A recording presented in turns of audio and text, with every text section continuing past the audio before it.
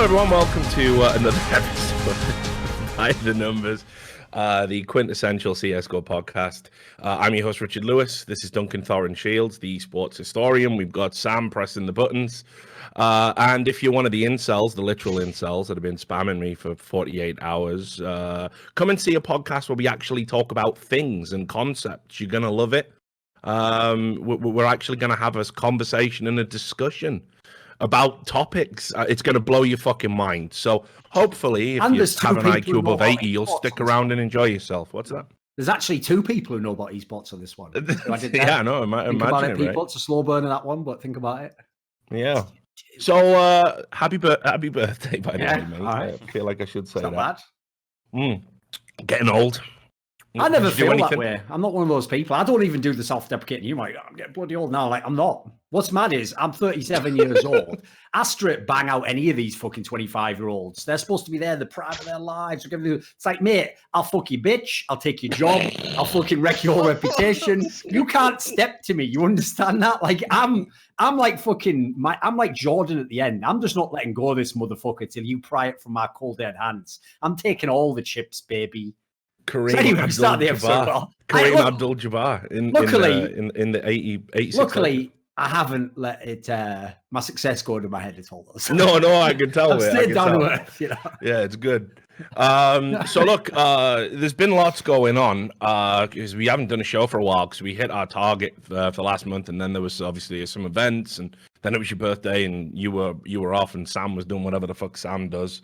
Where he just goes into the jungle and takes fucking massive DMT hits and learns new production methods via shamanic drugs. And I've been shit-faced drunk, so it's been pretty good. But let's just start with the big one. Obviously, I am Katowice. I'm guessing you watched it. Yeah, of course. From your vantage point.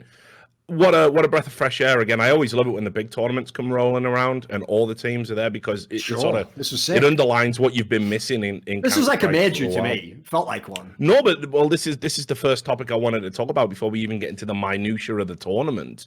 And that is that during Katowice, we had over 1 million viewers, which is unprecedented numbers. It's a Katowice record by about 500,000.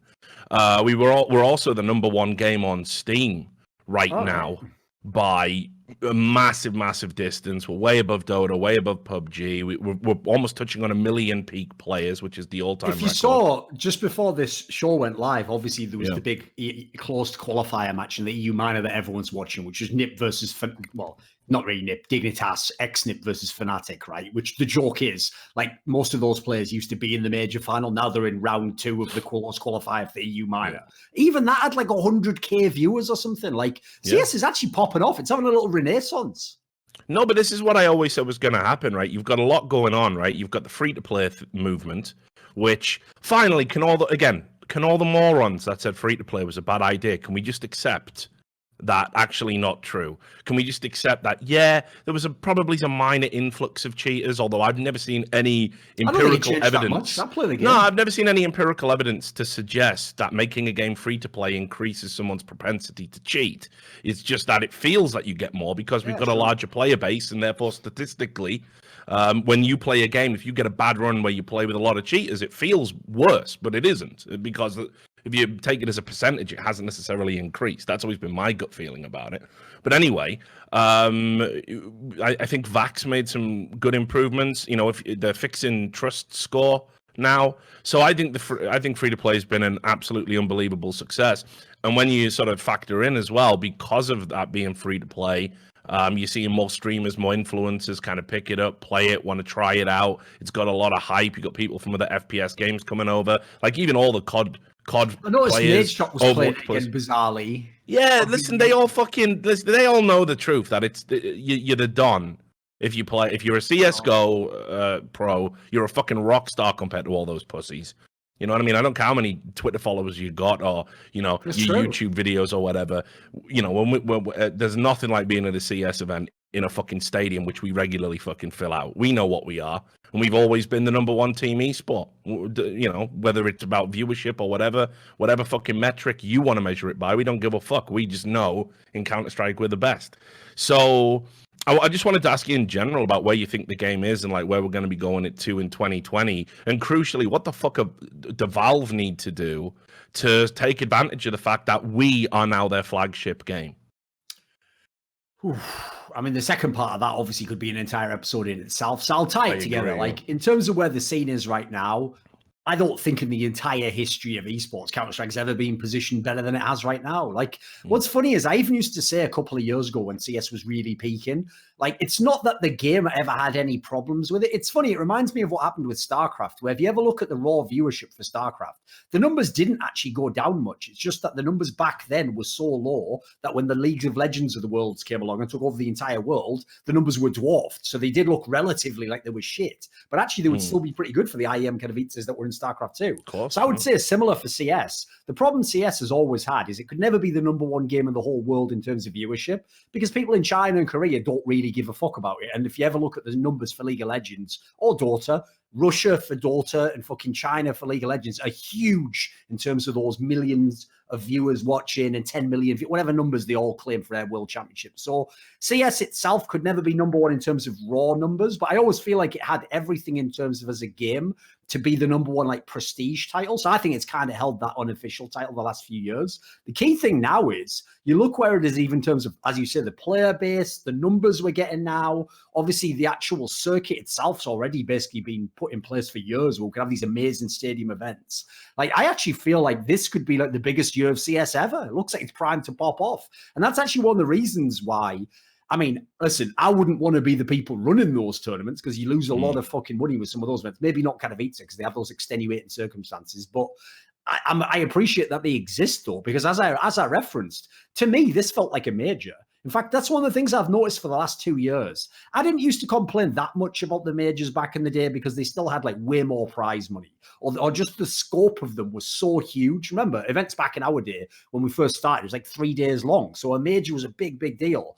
Nowadays, I think IEM kind of and ESL One Cologne are better than anything the majors can do with their current restrictions from Valve. Like the format of the majors isn't that cool. You don't tend to get the best teams there because until they recently, now they've changed it. Obviously, the invite system was just that crap thing of did you finish top 8 at the last one? Did you finish top 60? Like those were terrible ways to make a tournament good. So for me, Katowice and Cologne for the last few years have been the best tournaments in the calendar. It's just they're not called majors, so it's you can't really give them the nod. You know, you can't say they are the best because it will still matter more if you win a major. Like I'd rather win a major than Cologne, as much as that's not necessarily the truth in terms of which would I rather watch. If I had to watch only one, I'd pick Cologne over whatever the fuck major we're doing. I mean, it's Rio next, but, you know, whatever majors come up. So I think the game's in a really good place. So I guess I'll tie the two things together.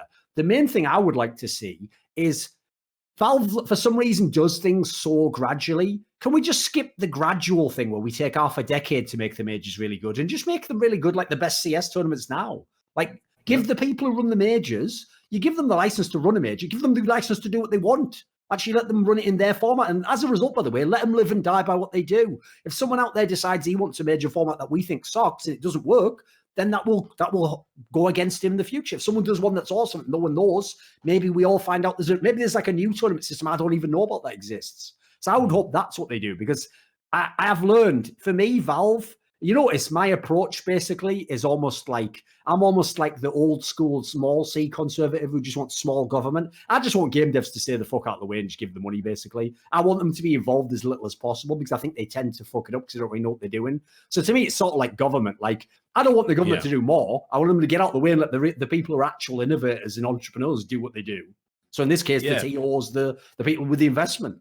I mean, I've talked a lot about the developer problem, right? And that is that the developers are very often they're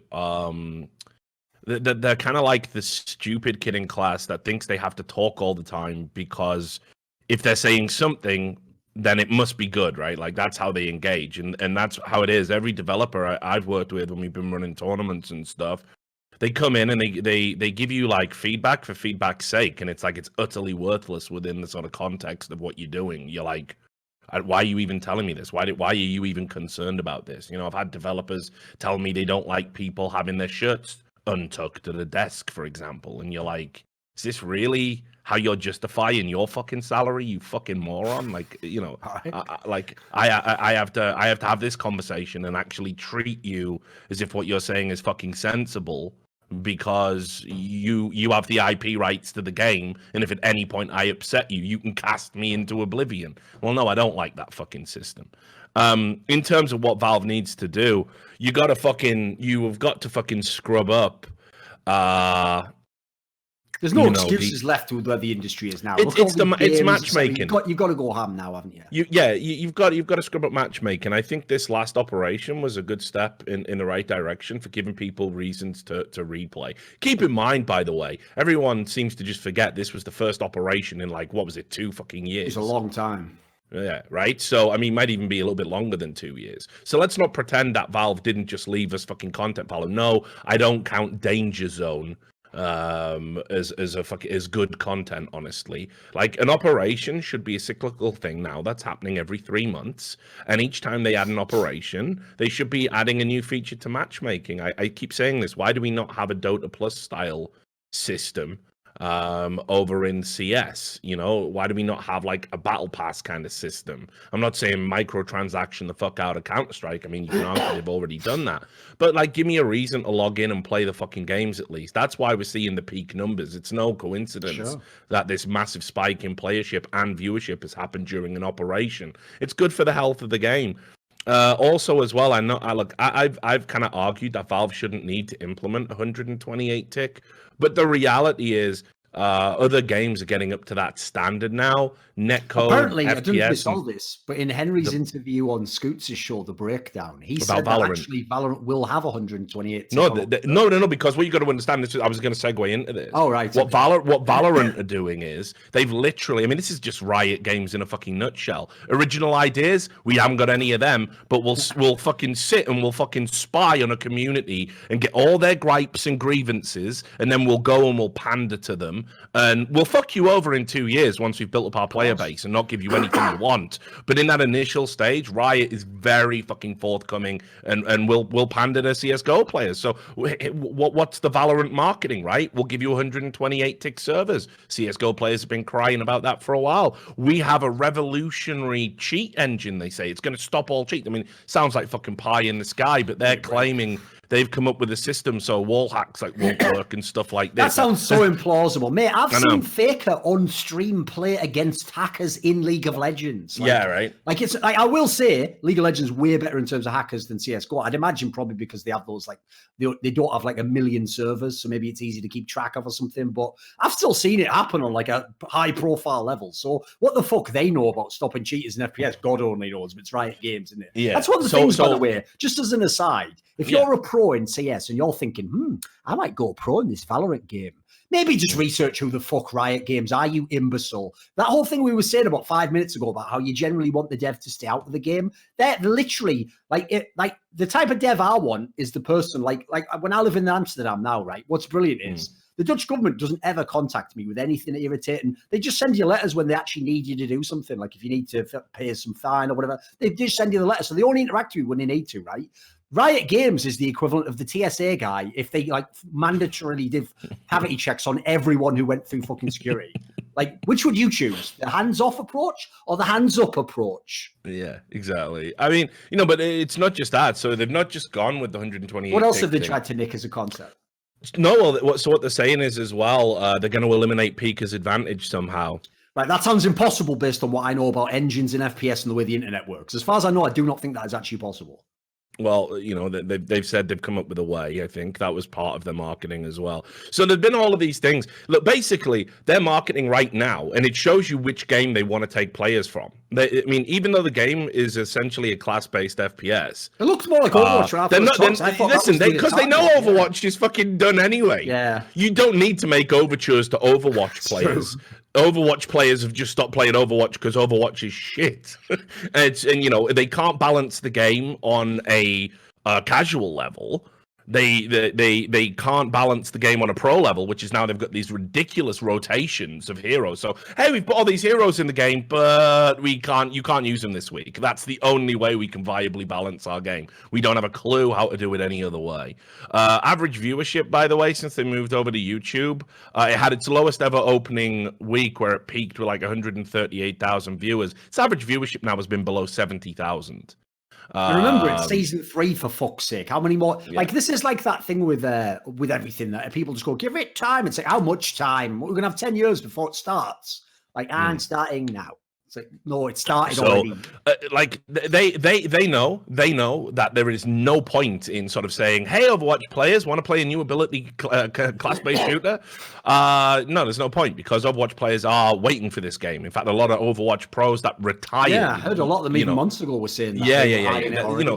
So and I think there's going to be a few, if I remember rightly from the list I saw going around, there was quite a few Overwatch influencers that were in for this like friendly beta. A lot of them, ironically, are doing the reverse Monty. Like, this is so sad, Richard. Loads of them have reached out to me and they go, yeah, whenever I say something about Overwatch, they'll just message me, like DM me, like, yeah, fuck Blizzard, actually. I can't wait till Project A is out. I'm going to go over that game. It's like, you haven't been paying attention to my Twitter feed, anything. What are you talking about, you idiot? That's like out of the fucking fire into the frying pan. What are you talking about?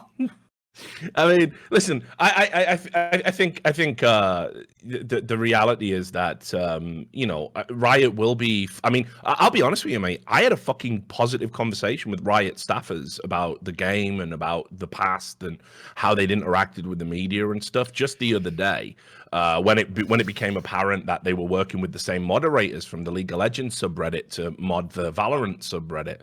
I mean, the second part of what you just said there completely invalidates any goodwill that they had in the first part. No, but what you have to understand is, like, the way they kind of framed it was just like, better the devil you know, right? And I'm like, listen, a lot of these guys now in Riot, they weren't around when the mods were basically like suppressing journalists, demanding they revealed sources, literally drove one of the most promising young journalists we ever had in esports, William Turton, out of the fucking industry and into tech. That was all because of by the way, the Reddit moderators. That's one of the things I despise the most. I've only nailed this down recently, but one of the patterns I hate the most about Riot Games is that they somehow, because they have a fucking bazillion employees, and it's the most nepotistic company I've ever met, by the way. Like, every person I've ever known in esports who lived in LA and was related with League of Legends has either been in Riot or fucking applied to have a job there. They all just are like everyone's mate and girlfriend and friend, and everyone's been an intern or worked there. So because they have this constant turnover of fucking new people, this is exactly what you experience, what you just described, which is you get these fucking cretins with a Riot name, right, on Reddit or Twitter, talking as though the last 2 years is all that existed of Riot Games. And when you bring up like some fucked up thing they did, they're always like, oh, that was before my time. It's like, how does that excuse it? Like, what are you talking about? So as a result, the thing I can't handle is, I could believe they're trying to be friendly now because they know they need to come in the FPS space. And let's be real, like, me and you shit on anyone in terms of influence in CSGO. That's just a fact. Like, you just have to look at the influence we've had, for good or for ill, by the way. I'm sure at times certain people don't like I'm sure we've wielded that power horrifically irresponsibly many times. Of course. That just goes without saying. But that's my problem, is I could believe now what they'll do is they'll do what the mods used to do with you in League of Legends. They'll send the newest guy who's got no reason for you to hate him. He'll himself be such a pleb. He'll just drink the Kool-Aid and be like, hey, look, whatever they did before, it was a different time and a different regime, but things have changed now. My new boss is a really cool guy who cares about the community and that. So we just want to build a relationship, like start using as soon as they start using the middle management terms, by the way, I'm out immediately. Like, build a bridge through which communication is, like, as soon as they start doing any of that, I'm out. Some synergistic relationship. What the problem is, work on our optics. They say that, where will they be 1 year from there is my question. Because if you have learned one thing about Riot Games, it's like, have none of you ever heard the parable of the fucking scorpion and the toad? You're just like, well, frog or whatever. You're just like, I'll give him a ride on. This new scorpion says he's not like the old ones, though, so I'll give him a ride over. Like, are you ever going to learn? Ever? No, thought not. Right. So, I mean, I've said I'm open to, taking a look at Valorant and giving my thoughts. If it's a good game, I'll play it, but I just... which is the rule of thumb anyway, right? But I mean, they have to understand, I reserve the right, as I always do, for brutal honesty, because there's no other way to live, right? I mean, I don't want to blow smoke up your ass and tell you you've got a great game if your game sucks. That being said, I will just quickly ask you, you've seen the gameplay reveals, right? I saw those videos, yeah. Yeah, I've obviously never played the game myself. Yeah. I mean, chances of us being allowed to go to the influencer beta. I would say that part slim. does go against what you were just saying earlier, Richard. Which is, if this was true, that's a different game and a different staff, and they've got a different mentality, and they're going to approach Counter-Strike and FPS differently. We should have been first on the list. For real. Because I'll just say this for fans who maybe haven't followed esports long enough, or maybe you only follow the big parts of the storylines, but you don't know the nuance. This is the craziest part about it. I can't speak for Richard on this, but I personally didn't come into League of Legends having anything against Riot Games. I didn't know who the fuck they were. Same thing with Blizzard in Overwatch. Like, I used to like Blizzard games, of course. I grew up playing them. The problem with this, the hostility never came from my side. It's just that when the first bullshit begins, I not only push back, I'll always push back as hard as I can, because I'm never going to accept bullshit from people who just made a video game. So as a result, all these years of hostility have essentially all been initiated by the Riot Games of the world. So the key thing is, if they really did change, why would I not be open to people being cool now and stopping being arseholes of one of the biggest companies that have all the IP rights? I would love those people to be reasonable people. The point is, they always give intimations they want to change, but they never they're never the ones that put their hand on the chopping block first and never extend the gesture. They never do that shit. No, they and I think deep down it's because they know they're going to do the same shit again. So what's the point in making overtures to me and you? If they know they're gonna, the thing that does give me hope about Valorant being handled very differently to League of Legends is that, first of all the management does appear to be different. Second of all the management in the shadowy clandestine group called the D20 or whatever the fucking cringeworthy name they have over at the Riot hierarchy.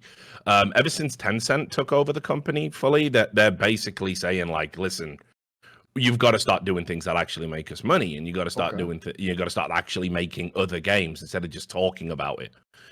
You have to be out there and start turning a profit, because esports for League of Legends is a loss leader, and you've had one of the most profitable games and one of the best esports products for a long time. The Tencent guys consider upper tier management to have actually failed in a lot of ways. They have. I always said this for years and years when people used to laugh at that Riot Games statement where they're like, we lose money running League of Legends. People thought that was baller, that they were just making so much from the game they didn't give a fuck about esports. I used to say back then, this is mental. You have, in theory, the game you could monetize the best, and you're not even trying. Like I said, I didn't know it would come back to bite them, because I didn't know at the time they would sell out to Tencent entirely. But obviously it has big time, because they should have been like the company that broke all the monetization stuff open for us. Like, we could be 10 years ahead in esports if Riot Games had done their shit. Yeah, definitely. But I think there'll be some new faces, and I think those people will be open to the idea of kind of, they're already, for example, reaching out to Henry and that is a big deal, I will say, even just getting Henry. Yeah, and Henry's in a very new phase of his career now. Obviously, ever since being nominated like Commentator of the Year, which I think is a completely just award, by the way. Obviously, I'm biased as fuck, but that's just how I feel about it. He's now repped by like WME, IMG, right? So you expect to see Henry actually go on to probably be one of the bigger influences in CS:GO in terms of what he does. And let's also be real, right? Despite the fact that, I know Henry and you know Henry. Incredibly, his career in terms of how it's gone publicly, there's never been a Henry G scandal. Actually, there hasn't. It's the joke I always say, right? I've even said this so many times in green rooms because it's true. When I'll make this very vague, so people who know, and the ones that don't won't know. But when there was certain leaks came out years ago where certain other talent members got wrecked from them because it revealed details about their private life. Everyone forgets this. Everyone forgets this. There was a detail in there about Henry G, which to anyone else in esports, that should be remembered for all time, what got revealed about him. No one remembers it. I even tell him, I don't know how you got away with that. That is so mental. When you think of some of the shit that me and you have said that was so minor that it still gets brought up now, how this guy got away with that particular detail coming out and just going like, not even memes about it or anything, like, fucking hell, give me a break. I'm finding that out, like I say, these last 40 hours. Obviously, I've been, 7 different ways I've fucked up with everything that's going on in my life. And I went on a podcast and I tried to be drunkenly obnoxious and funny, failed on the last part, and was just a fucking asshole. I mean, it won't be the first time I've been an asshole on a podcast, right? I mean, how many times back to the unfiltered days now? I was going to say, like, how many times have I been a drunken asshole, on Unfiltered? But and this seems to be like some sort of cardinal sin that somebody that's going through like emotional distress and is drunk is acting like a bellend. Meanwhile, the community that are passing judgment about that, they ignore all of the fucking transgressions of the person that they idolize. It's really weird. It's like, I've said it many times. The only standards people have anymore are double standards, and nothing else. Nothing else applies. But I don't give a fuck. It's like, to me, the good news is, and what you find out with these like esports and online scandals these days, everyone's just so pathetic and has like no values, no principles, and is barely a fully functioning human, if we're just being honest about it. They're like just some weird like sentience that has a fucking Twitter account, and they forget about things more than Joe Biden. Honestly, they forget about things in fucking seconds. So a scandal these days, like back in the day, like when you were getting wrecked or I was getting wrecked, it was a year-long thing. It was 6 months minimum. Right now, 48 hours, and somebody else is crying about something else, and that's just that. Like, oh look, someone on Twitch has fired a gun by accident. Let's all tweet about how gun violence in America is a problem, even though we can't really link the two, except tangentially, because we're fucking morons. We are barely fully functioning humans. We are just some weird, fucked up semi-sentients with a Twitter account, and my opinion matters more than anything. But I'm not the narcissist. You are. By the way, though, I will say props to Sir Scoots, who did actually, unlike those idiots, do a fucking sick callback where he said, but I thought you guys said that G Fuel doesn't have lead in it. That was sick. That was legit, Scoots. Let me tell you, if you want, Democrats, if you want an example of a sharp older man, Scoots has got all his faculties. Put him in. I'd vote for him. Right, anyway. Right, what the fuck were we talking about? Let's talk about Katowice. Let's actually get into the fucking meat and drink of it. Great fucking tournament. And we'll just pick out some fucking number one the top storylines that came out from the event. That's typically how we do things when we break it down. So we'll start with the kind of losers overall, the people that have done very bad. This is going to be well, it's not even a tough one. You've established that, but this is how I do the fealty test. As Flashpoint really took over his brain, we got to start with Cloud9. I think Cloud9, everybody was saying, ooh, they might have found a gem here. This might be like Moneyball, they've got this like South African American hybrid, and they're winning all the qualifiers. Hell, they had to win big to even get the Katowice. Maybe they're going to be dark horses. Well, they were fucking ready for the Knackers yard here. They were absolutely diabolically bad. And just didn't look like a top. Again, it was like when you have those weird like open qualifiers and like some shit team like cheats their way through or flukes a fucking result, and then they got to sit and play with the big boys and they get absolutely stuffed. So I mean to say my original quiet optimism about the lineup that I expressed to you before, once again, when it's come to crunch time, that quiet optimism has been absolutely crushed by the reality that this just isn't a top tier team. It doesn't have the pedigree and on this show, and it doesn't have the talent. It's not ready for true tier 1 Counter-Strike yet. Yeah, well, the funny thing is, that's actually one of the areas where if I was going to sell out, and by the way, if I sold out, I'd sell out for way more than fucking available in esports now, so I definitely would hold off on that one. But imagining I had sold out and now I'm going to, if not change, shape my opinions and craft them, which is what everyone else in the industry would do, by the way. Like, even the ones who wouldn't, like, even people who have integrity, they wouldn't outright say the teams are bad. They just use, like, some sort of euphemism, like, we're developing a lot of young, up-and-coming talent. It's the teams of tomorrow that are playing today. You do some bullshit like that. I'll just be frank. Just as before I'd signed with Flashpoint, when I saw Cloud9 was going to pick up this team, when that rumor was going around for, like, a solid month and a half, I said it back then. I don't know what the fuck they were thinking. Like, to me, that one-off run they had at ESL Pro League breaks down when you're actually looking at the context of it. And then when you look at the players, they just don't pass the eye test. Like, as a team, they have tactics, they have decent roles. In terms of, like, raw individual ability, this team is woeful. Like, there's not a single team in the top 10 I would beat. I would pick to lose to this squad in a best of 3.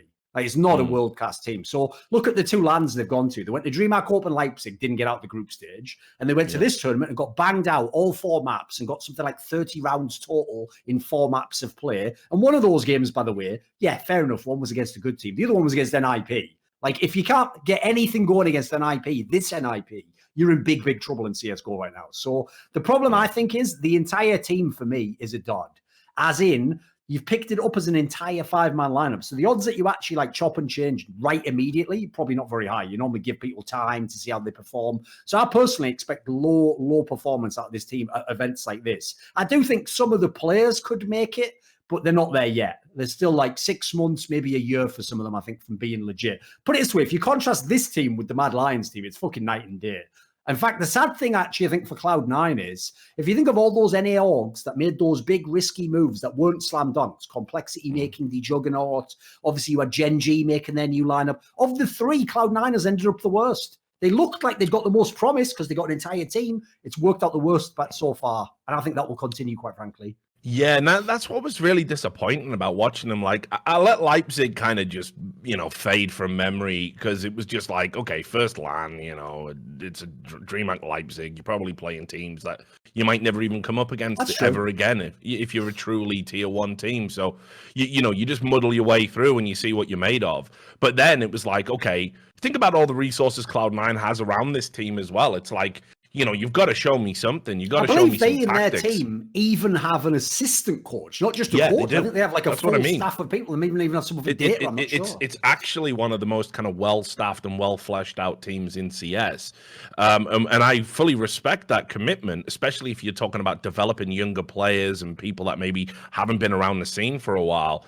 And so, like I say, I thought Sonic and MOTM, I think these players look like they do have potential. But that was it just wasn't evident from what they were doing at Katowice. And it was like they were very out of their depth. They were easy to read in all the plays they were making. And I think what they quickly realized was stuff like, when you play a tier 1 team, yeah, utility usage is it's perfect. It's flawless. You are going to be blind if you stand there. There is going to be a wall of smokes every fucking round, and you better know how to adapt to it. Your clever little position. Someone's watched a demo. They know you're there. Here's a Molotov. Get fucked. Like, that's what you're up against. It's just a fucking... It's so oppressive to play against the tier 1 team because a lot of the time you don't even get to aim. If you're a tier 2 player, you don't get to test your aim against the best players because you're blind or you're out of position to push me, pull you. They put you on parts of the map they want you to be on. That's what it's like when you play against the best teams. And that's what happened to Cloud9. They looked amateurish by comparison. So I think they really need to have a think. What would be a tragedy would be if this was a squad that just went away and hid in the Flashpoint League and never sort of sniffed around the top teams ever again, maybe got a good placement in that league, and then they turned around and said, oh, see, look, it's been a successful venture. That's like... Cloud9 fans don't deserve that. I mean, I talk a lot about fan bases and fandoms on this. Out of all of the top level teams... Best. Yeah, Cloud9 is a loyal fan base, and they're not insufferable. Exactly. They're not insufferable even like when the they're Glory on top, supporting FaZe fans or the Glory supporting Astralis No, fans. that's the part, by the way, that is always undersold. So I've been told my entire career in the modern day of esports by morons, of course, who knew nothing about the industry. Stop talking shit on NiP and TSM fans. If the other teams were on top, then their fans would be the same. Well, you know what? Cloud9's been better than TSM for years in League of Legends now. And CSGO goes out saying they've been completely irrelevant to TSM.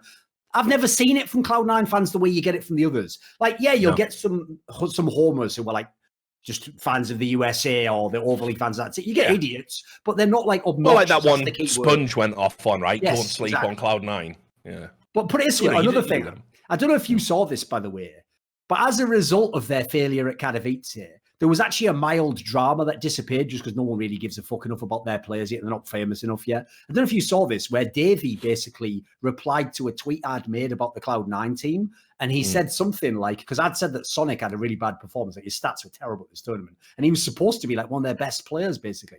And he said something like, I can see why you'd say he's their best player, but he isn't. Like, he mispositions a lot, and he doesn't, and he doesn't understand stuff about the game. Some sort of like very specific criticism. And when Davey said this, obviously Davey's position now is analyst. That's what he does for some of these big events like ESL Pro League. Well, Sonic himself actually did like a tweet where he tried to like clap back at Davey and say something. It basically, by the way, it was one of the shittest clapbacks of all time. Are you ready for this incredibly novel angle to trash someone who's on camera talent? I believe he just said something like he mutes him when he comes on screen. Fucking hell. Is that real? Like, that's an actual clapback. Like, that's the most old school, boring ass clapback of all time. It's not true either, by the way. There's no one in the world done muting and muting people. I don't know why people like. It's like when people say in the game they've muted you, and then 2 minutes later they reply to something you say. It's just something stupid. Man, I've just thought about it for 2 days. Like, serious. Like the people are worried about coronavirus. When are we going to get worried about the fucking mental health crisis that's clearly going on? Where like literally the level of psychosis that I see on a daily basis just by having a Twitter account with over 100,000 followers is insane. I had people like literally obsessively spamming me, right? They spam me and spam me and spam me, and then when they respond, when you respond to them and go, "What is fucking wrong with you?" They go, "Aha! Finally, a blue check mark has responded to me." Like literally, someone said that to me. "Haha! Now I'm inside your head." I'm like, I don't care who you are. You're fucking subhuman. Like, I don't know who you are. Like, what the fuck are we even talking about it? I've literally had this for like, say, for 2 days, because every time you kick a hornet's nest of an audience of fucking morons, of course, he's getting you actually see mentally deranged people who are like locked into this cult of personality come out, and it's honestly, it's fucking insane. Like what is going on? So yeah, then they go, "I never watch your stuff." Or every one of these people, by the way, that claims they never watch my stuff, they don't know who I am, they don't follow my work. Oh, but I'm a literal list of all the shit. WH Omega lol. But yet they follow me on Twitter and can cite things from fucking 4 years ago. There you go. You know, course, right? So I mean, like that's what you're dealing with. So yeah, no one ever mutes you. In fact, to bring it back though. Yeah. Like what I was trying to reference there is like that alone shows something that's actually a bit worrying about their team. Because the good thing about the Cloud9 team, I'll give you an upside, is that they are unknowns. Like we only vaguely knew those South African players because they were in Bravado team. Even then, that was a feel-good story. Like the Brazilians, they came to America, they tried what they could, they got a game in house or whatever they were doing through the qualifier. Now you've got these young up-and-coming NA players who I'd never heard of like a year and a half ago, a year ago. In fact, fuck it, 6 months ago I hadn't heard of some of them. They were in like low-level NA teams. If you just play it right with your PR, then what you can at least sell is the idea of maybe we are going to become a fresh new team of top players. Don't get in drama immediately. Like the one thing you had going for you is the other nice guys. Like you're even in Cloud9. If you're in Cloud9 and you can do the baby face, that's the best probably fucking PR you can do in esports right now. That's exactly the sort of like America's team type org that you can go with. Like even Team Liquid's a little bit more edgy with how they brand their CS players. So the reason I bring that Sonic thing up where he's flaming Davey is like, mate, you must know you're playing like shit right now. But is there really any point clapping back at Davey? I even said on Reddit, it's actually a bad angle to take as well. The clever angle would be this, Sonic. Diss him as a player, because obviously he isn't a player anymore. And the reason he isn't a player anymore is he wasn't a very good player, was he? So if you want to diss him, just go on the same level. Say, you know what, Davey? If you were a good player, maybe you'd be in a team right now. That's actually not a bad clapback. Saying like he's a shit analyst, like he obviously isn't, is he? He's obviously at least decent. And let's be real, Sonic. He's a better analyst than you're a player right now. So sit the fuck down, mate. Yeah. Just one ginger to another. It's that red on red crime. I mean, I agree with you, dude. It like of all the people as well, why fucking Davey? Like he's just come into the space. He's been like pretty well regarded. He wasn't even that disrespectful, by the way. I get it if you're a pro player. If someone says, you know, you misposition or don't understand, yeah, you might get annoyed. But it's not like he actually like put it this way. If I don't like people, I just say they are straight up shit. I use the word shit. I'll just say you are mega shit. So let's jump into the other sort of have-nots at this tournament, the other big one. Well, do you want to just talk a little bit about Virtus Pro? I kind of feel like I have no expectations for this lineup. But they are rocking a big name, and you know they've said if we're going to make big changes if this shit doesn't. Dude, they were in the final of the major. Like what I've learned about esports is really disappointing. Is there's two different levels on which you need to apply like relative context to how you judge teams that people never do. They judge every team in an absolute vacuum where, like, if ENCE is the second best team in the world, then of course ENCE must be the most successful business in the world. Whereas, like, that's what's so whack to me, is to me, ENCE being number 2 in the world with the org that they have and the talent that they have, that's actually better than when FaZe was winning tournaments with that super team but failed to have an era. Because in the context of who the orgs are and what their financial support is, ENCE overperformed, FaZe underperformed. Even though objectively FaZe had way better results. They were in the final of a major, they won a whole bunch of lands. So the point is, in similar context, when you consider Virtus.pro and org is massive, we know that. They were paying one of the highest salaries in the world. In fact, famously, I believe, if you remember, there was that detail you revealed where the reason why they were always the highest is they'd even given those Polish players a mad clause where if anyone else became the highest, they automatically got a bump in their salary. So I think when North or someone became the highest, instantly Virtus.pro were the highest paid again. So we know the org has big time funding. And secondly, yes, when they were a Vanguard, they were nobodies and it was amazing to make the final of a major. But now that you've done it, now you have to be taken on that level. So if you were in the final of a major and you have a massive org backing you, you better be fucking good in this game. And this team has been terrible. They were also at that DreamHack Open Leipzig tournament where they came like last place. They didn't get out the group stage at Epicenter. Now they just get straight banged out against these level of teams. Like, I think this VP lineup is completely done. I think this whole lineup is like, you can maybe keep, I think maybe 3 players, Max. I would be big time. Like, I would be trying to buy up all the top CIS talents and bring them into the squad if I was VP now. Because if you think you can sit back and this is going to correct itself, I don't think it is. I think this train's there's no way. And let's also just get this out there. And fuck, man, Adren is in that same sort of terminal level of decline that Guardian is. Yeah, it's depressing. But I mean, again, like, what do we expect? Like, we have this weird fucking thing in Counter-Strike where we think fucking our favorite players are just going to play forever and they're never going to lose a fucking step. And, listen, if you're following American politics right now, the decline should be very much apparent. Like, time makes fools of us all. And it happens to CS players. You either adapt and find like a plan B, a way you can still contribute to a team despite, not being as good as you once were. But unfortunately, Adren hasn't done that since coming in the team. I mean, he was meant to be the experienced missing piece of the jigsaw. I looked up his stats page now. Fucking hell. It's all red. The drop. Yeah, the drop is insane. Like, since becoming this part of this guy was the lineup, MVP of a major in 2017. Remember, he was one of the best players in the world. Fucking hell, that's outrageous. It's crazy. Hang on, sorry, I got a guy. Like, what does this even mean? Oh, okay, he's just a troll. No worries. Just had a guy like come in, started following me 21 minutes ago. Why do you love Trump if you from UK? Like, right, you gotta go. You're a fucking idiot. But anyway, the core of this team was. This is what I mean. It's just the train wrecks audience is just the literal human equivalent of fruit flies, and this is just how they exist. It's like, God, it's unbelievable.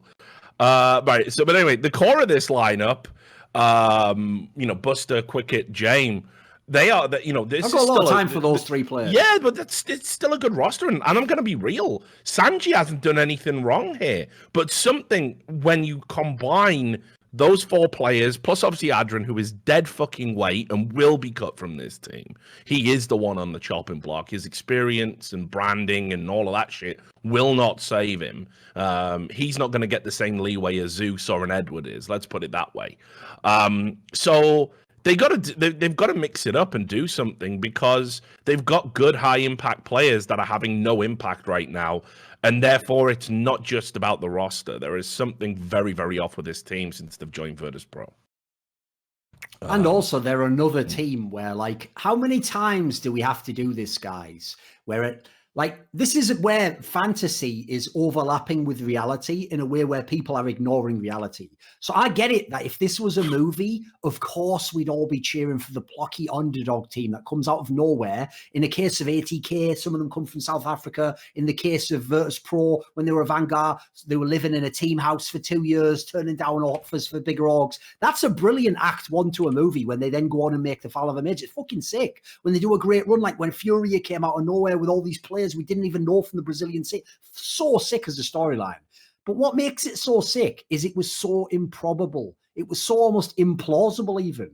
So what's mad is the thing that made it sick is also what made it incredibly likely it wouldn't continue, that they wouldn't be a legit top team. But people every time fall for it. They every time want to believe the movie version where it's like, no, but now they're going to be top team and they're going to do this and they're going to do that. It's like, there's a reason why the elite core of teams and players, first of all, recycle a lot, and then secondly, stick around the top for so many years. Like even the example you gave of Adren, he got like a fucking, 15 years out of his career. He got a long stretch. Yeah. So the idea that like you're going to have an entire team come along and do incredible things and then all of them are going to be legit, it doesn't happen. Like sadly, it's kind of like you have to be a bit cynical. Every time a young team comes along, Furia, the Cloud9 lineup, this VP lineup, this is what you need to do. It sounds cynical, but just do this. It will serve you as an analyst or someone trying to enjoy the game as more than just the fireworks aspect. Look at the team and just ask yourself this question, and every few months update it. The question you're going to ask yourself is this: which of these players will still be around in a year,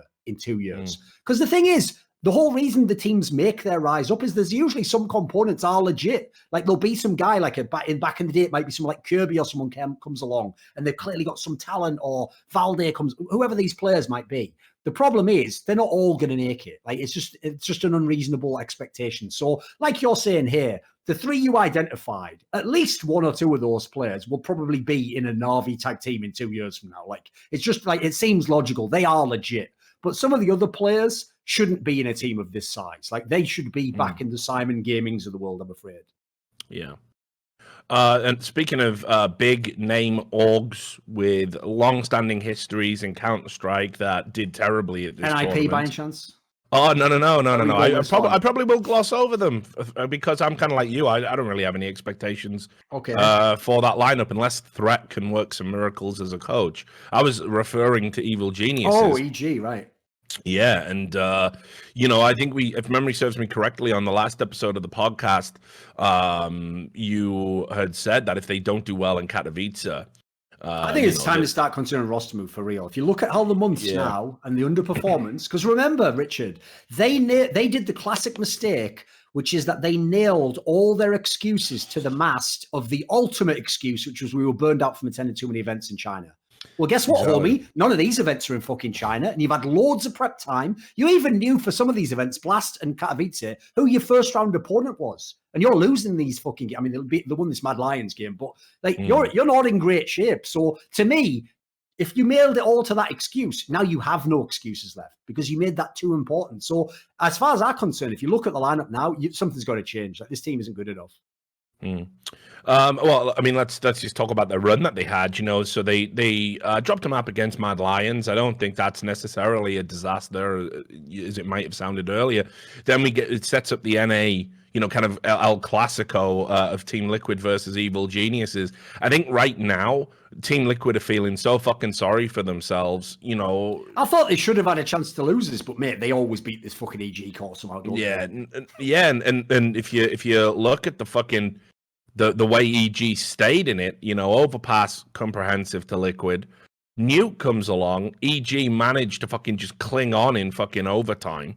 And then Liquid beat them on Inferno. It really speaks to some deeper problems in the team because, once you've come back and won in overtime on Nuke and you're going into Inferno, which is a map that's good for both teams. Used to be one of the absolute best EG maps, remember?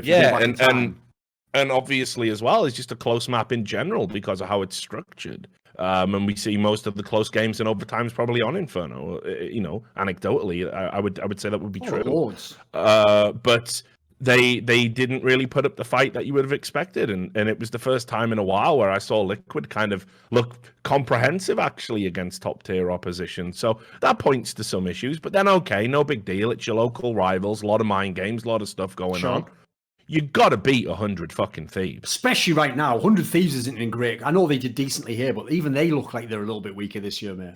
Yeah, no, I agree. And I think, they've definitely got some kind of... I mean, they're still punching above their weight, I believe, but they've definitely maybe plateaued as a lineup since the move. Like, EG, with this roster, just in terms of, like, the raw talent that's on it, you should just be able to style your way through this game. Like, Jacob's banging you out. Jacob was unreal this tournament, and we know he's had a renaissance after ever since Cluj-Napoca, where everyone was saying he was going to be like rookie of the year and what a find, and then he just disappeared into a fucking vortex of shit. But like he was unreal in this series, and nobody on EG came close to that level. It was very, very poor performance indeed. You know, they won Inferno. It was 16-12. It's not that comprehensive, but okay. But then again, you give up Nuke. Dust 2, the classic A map. Like fuck me. Like how am I supposed to process Breezy and Ethan and Cirque on Dust fucking 2 being out aimed by Liars and fucking Gratisfaction and Azza? How does my brain even wrap itself around that concept? It shouldn't be happening. No. And they looked very fucking lackluster as a team. I don't really know what a roster move looks like to fix it. And this is where it becomes desperately unfair, right? Because Tarek's probably the obvious choice. Yes. And I don't know if you want to drop Tarek. I think he brings more to the team. The problem is overall than what he just shows on the server. You know, like Stanislaw's also been around a long time, but Stanislaw hasn't been in top teams constantly. He's had his ups and downs.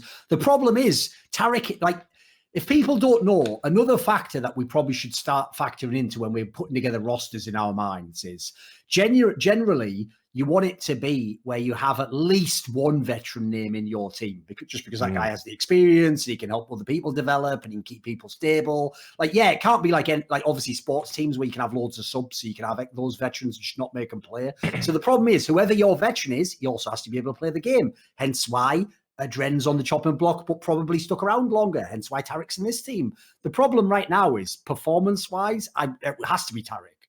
But if you remove him, now you've just got only a team of young guys and Stanislaw, who isn't the best like leadership figure anyway. As far as I can tell, Tarek's like the emotional leader of that team. Yeah, so I see what you mean. In the game, that's what I'm alluding to, I would instantly cut him. Outside of the game, I think he probably plays a key role, unfortunately. So I don't know which way you're going at, because you don't want to cut any of those three young guys. You can't kick Stan. Like, yeah, you're right. There is no move you can do. It's just that when you look at the results, it screams for a roster move.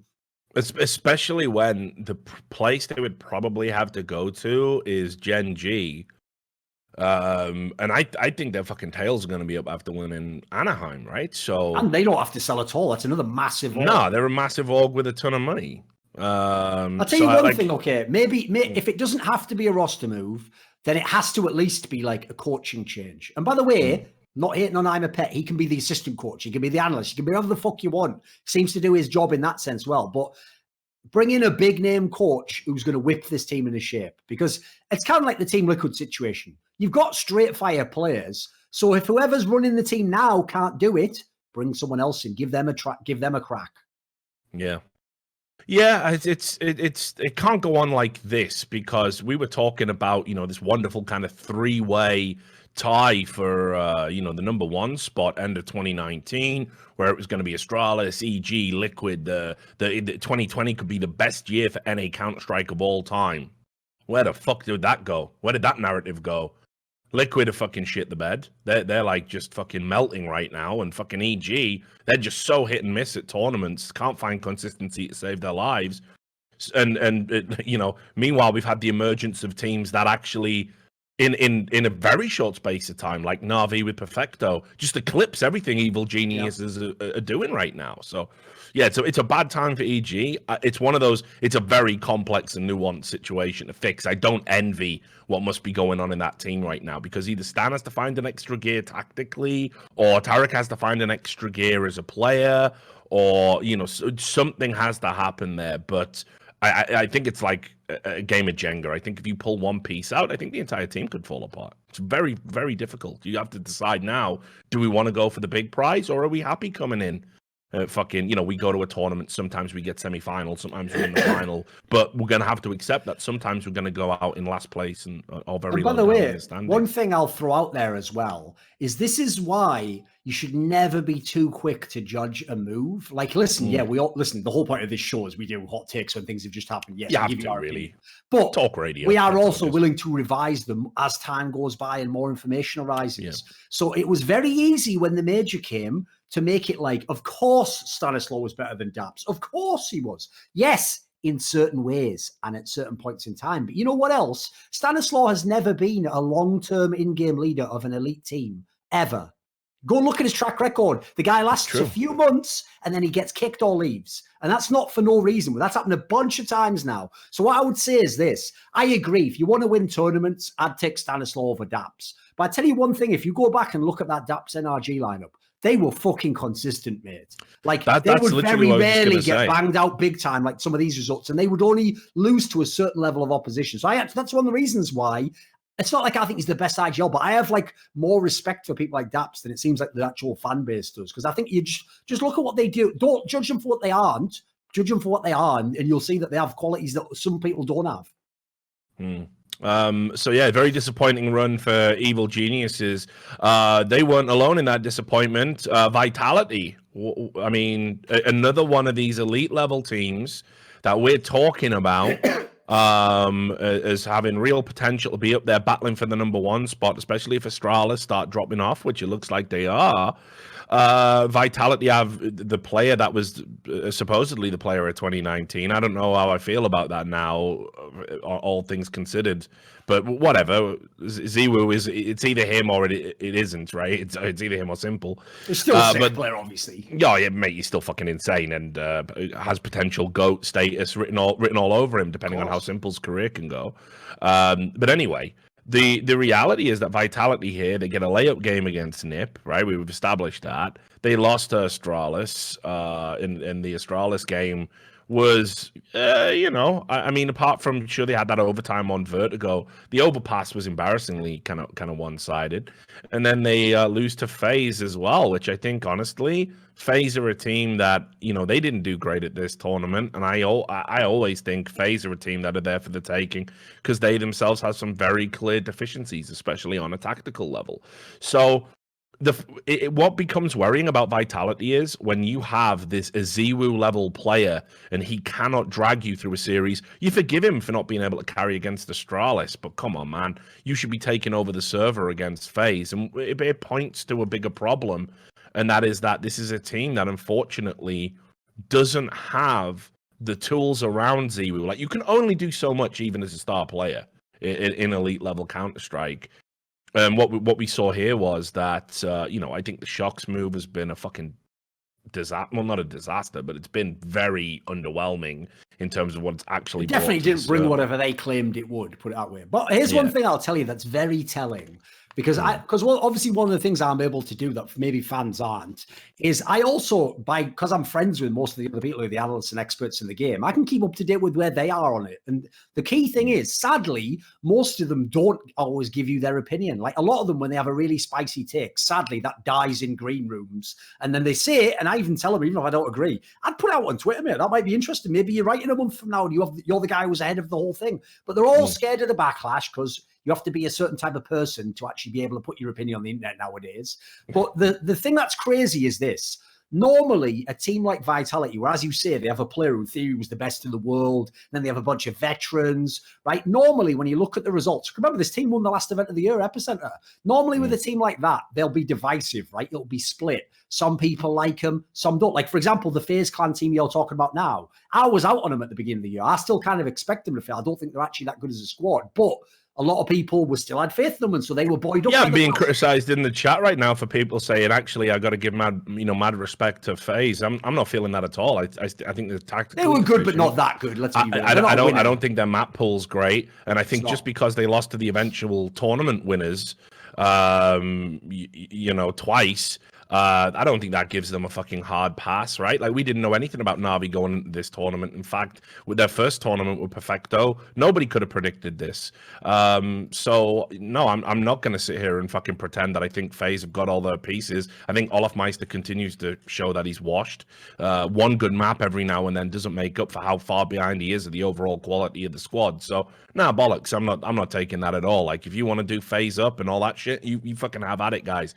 But they finished middle of the pack here, and if you want to be considered a top tier team, you have to get one of these series probably against Na'Vi, especially on day one when Na'Vi are traditionally fucking slow starters. It would have changed the entire course of the tournament. But what I'll say is this: even when Vitality won Epicenter, all the experts, literally all of them, I mean, to be fair, I don't know anyone in the French scene, so there's probably someone in the French who disagrees. All the experts were out on them as a team. Now, when you've just won a massive fucking tournament, you've beaten Mouse Sports, you placed ahead of Na'Vi and EG, like, there should be at least one guy in the scene who's like, you know what, there should be like a Sean Gares or someone who's like, you know what, I've seen something tactically there that I think's good. I don't know anyone who thinks that this is like a potential number one team. I don't know anyone in the whole world. In fact, everyone thinks similar to what you were saying. No, you're talking about FaZe. I mean the Vitality squad. Right, yes. yeah. Oh, the Vitality. Yeah. Well, no, Yanko definitely doesn't. No. So the point is, like, there's no, like, it's basically, if there's a consensus among all the experts like that, they're very rarely wrong when it's an entire consensus. Like, certain individuals can be wrong, but this isn't just like, I dislike fucking, I don't know, they'd say in Vitality, let's just make one up, like Apex, who obviously don't dislike. Let's just say people think I'm biased against them. Like, no, this squad, basically, the only reason they're even relevant is Zero. It's like I said on Twitter, when I heard they were losing Alex, I was like, Jesus, he was like the second best thing about the team after Ziwu. So it's like, if you lose Alex, they're not even a top 10 team anymore. Well, if they didn't have Ziwu, they wouldn't even be relevant as a CS team. They'd be nothing. Let's talk about the Alex situation, because, you know, we may as well throw in a bit of news while we're doing it. Alex obviously has left Vitality. It was originally put out there that he was leaving due to personal reasons. Then everybody this team is fucking insane, by the way. Like, everyone has to have a fucking Twitch French politics as usual, I notice. Yeah, everyone has to. Yeah, French lineups, man. What the fuck is it all about, right? Everyone has to put out a statement about, you know, the team and stuff. I'll just say it flat out. I'm hoping to get an interview with Alex for the Rivalry channel. I think he probably would do one. He's a pretty cool guy for that sort of thing. I've talked to him. Yeah, well, you know, some Brit on Brit action, right? Like, whether or not he'd be down for it, I don't know. I'd like to ask him some questions. I'll hit him up anyway. But the reality is just this: I don't buy his story, not one bit. And I know enough about French lineups, and I know enough about some of the players in this lineup. Right, the idea that you are in a top-level CS team earning a top-level salary because Vitality have money, and you just decide shortly after a fucking tournament where you don't do great that actually this lifestyle isn't for me because the travel is too much. Sounds like bullshit, I have to say. Yeah, listen, I'm not buying it. I'm sorry, Alex. It's a good excuse, but it sounds no. It's a very nice diplomatic way of sort of framing you leaving the team. And it's wonderful of you, honestly, to say it's all on me and it's just about me and I'm leaving. And it's just a mutual decision and we're all fine with it. I know about these fucking French lineups and the backstabbing and the backbiting and the fucking stress and the, you know, people sneak off into rooms and have meetings. It's like playing for a French team. It's like playing for your first ever like team in a fucking shit league or ladder with like 6 people you just randomly met on the internet, and you turn up one day to play a game and there's 5 people in Discord and you're like, wait, shouldn't I be one of those 5? And yeah, sorry mate, you've been kicked from the team and no one had the fucking stones to just tell you like adults, right? That's like a French CSGO team. So I don't buy that something hasn't gone on there, and the timing looks absolutely rotten. Oh, that's the most implausible part of it. So you're telling me if they just won this tournament, he would still go, you know what, lads? Sorry, but I'm going to have to dip out the travel and that. Because remember, the travel schedule will be identical if they'd won the tournament or lost the tournament. As you say, if you add in the Blast failure and then this failure here, it's obvious what really happened was this. Whatever was keeping him in the team, he was like, well, if we're not even getting success in the server, fuck it. If the other problems exist, I'm out. Like, this is the perfect moment to leave, actually, when I know there's not even anything in the server for me. But it also makes you wonder, like, okay, everyone sort of talked about Alex when they got beat by Complexity, and he was saying that, like, oh, you know, they're making all these individualistic plays, and it's not going to last. They're just running around shooting people because they're confident, and eventually they're going to get found out, or people will take them seriously. And people were like, oh, he's so salty, so salty. Fuck being salty. I don't give a fuck. I mean, I think that's a dumb fucking word anyway. It's another one of those internet words bullshit. Like boomer. That's just so divorced from its original fucking meaning that, you know, people just say over-applied. Yeah, exactly. Everywhere. People just repeat words they hear on the internet because, again, they're barely sentient. But the reality is that I think it showed a little sign of frustration there from Alex that, you know, yeah, they are getting beat by these like supposedly inferior players. And it's also, no one's really talked about how hard it is to play in a team with a star player where everything you do, you're getting 0 credit. You know, and it's Alex and other guys in the team have said, oh, we always flash for ZywOo. We do everything to set him up. It's like, guys, you could literally not be there and he could probably still get 3 kills at the start of a round. You could be AFK. He's that good. Let's not. But, you know, people don't like, no one likes it when you're playing with a fucking star player and nobody thinks you contribute. You know, nobody wants to be the fourth musketeer. You know what I mean? One of the reasons why, and go and look throughout history, you'll see this. Anytime you have a godlike solo carry, Kenny S in Titan, Nico in Mouse Sports, Simple in Na'Vi a couple of years ago, but the team itself is considered not worthy of them, the player himself in interviews has to always never refer to himself as a solo carry, as a guy who's doing like more than he can't because the egos of the players who are the role players are so fragile, because as you're saying, they hate the fact that even if they win a match, that everyone's going to say, well, yeah, ZywOo won that match, not you. A lot of pro players, you'd be amazed how many pro players can't handle that. That is like the breaking point for a lot of them. I mean, for me, like, again, maybe this is like because age gives you some perspective, but just imagine being a like older veteran player. Not only do you get to play with ZywOo, you get to maybe play a part in his development, give him some lessons. So when you retire in a year, 2 years, you know, ZywOo is going to be out there, #1 player in the world, big star, and he's going to be talking about all the skills you gave him. You know, you can't do it on the server anymore, but your ability, your wisdom, it lives on through the young players that you help develop. And I think a lot of people don't have that kind of perspective to have the pride in that. That there's, you know, they actually want people on Reddit and Twitter to be going, no, RPK is still the god, or actually Shox is still the same player he is, but he's just giving up more space to ZywOo. It's like, guys, come on, let's be real. You're playing with a fucking phenom. Like, try and enjoy it.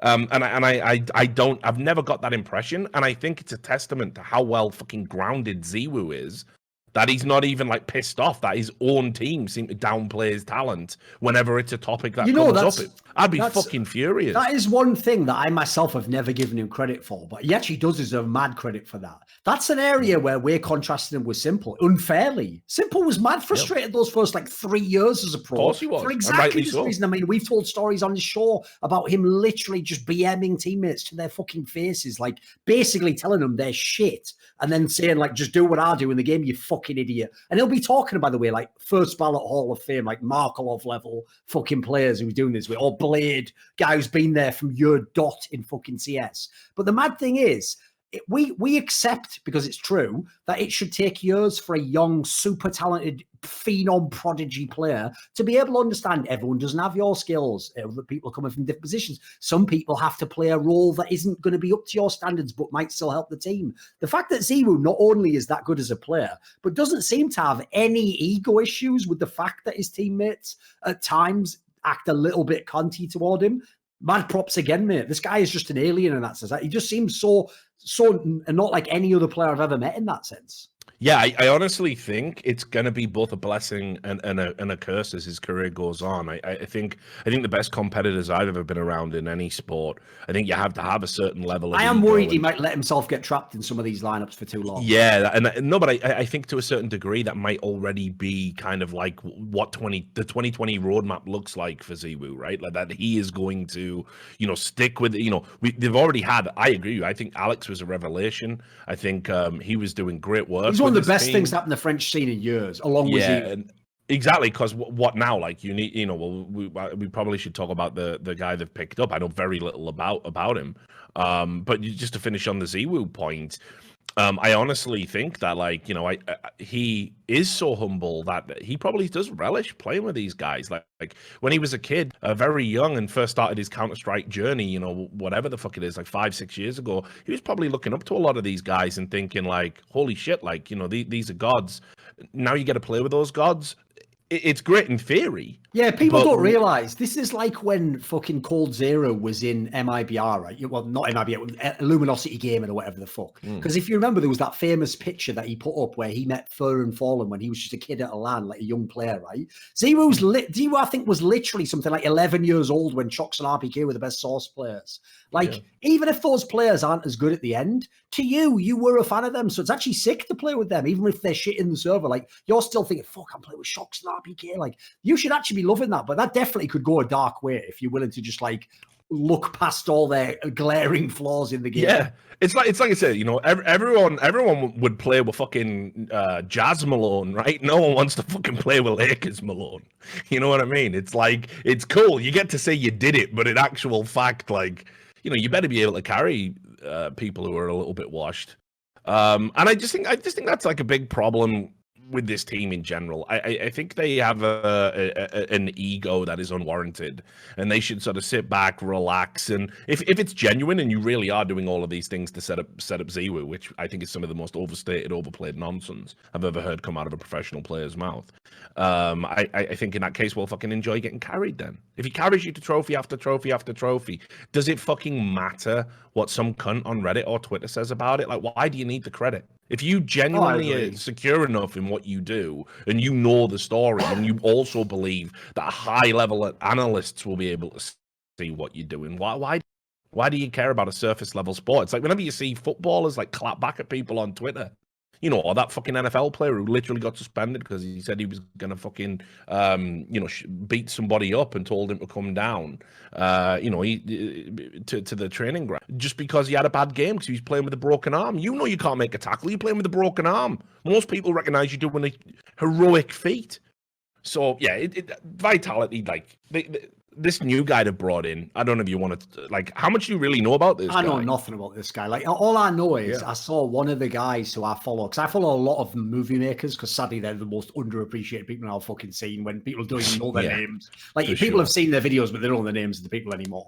One of them said, because the reason he brought this up is because I've famously said that if I was an up-and-coming pro, one of the first things I would do is, even if you have to pay, get a sick movie made of yourself. And what this guy said is, he said, holy shit, you were right for him. Like, this guy actually is someone who's just had a movie made, like, not that long ago or something. It's the only place he'd ever heard of him from.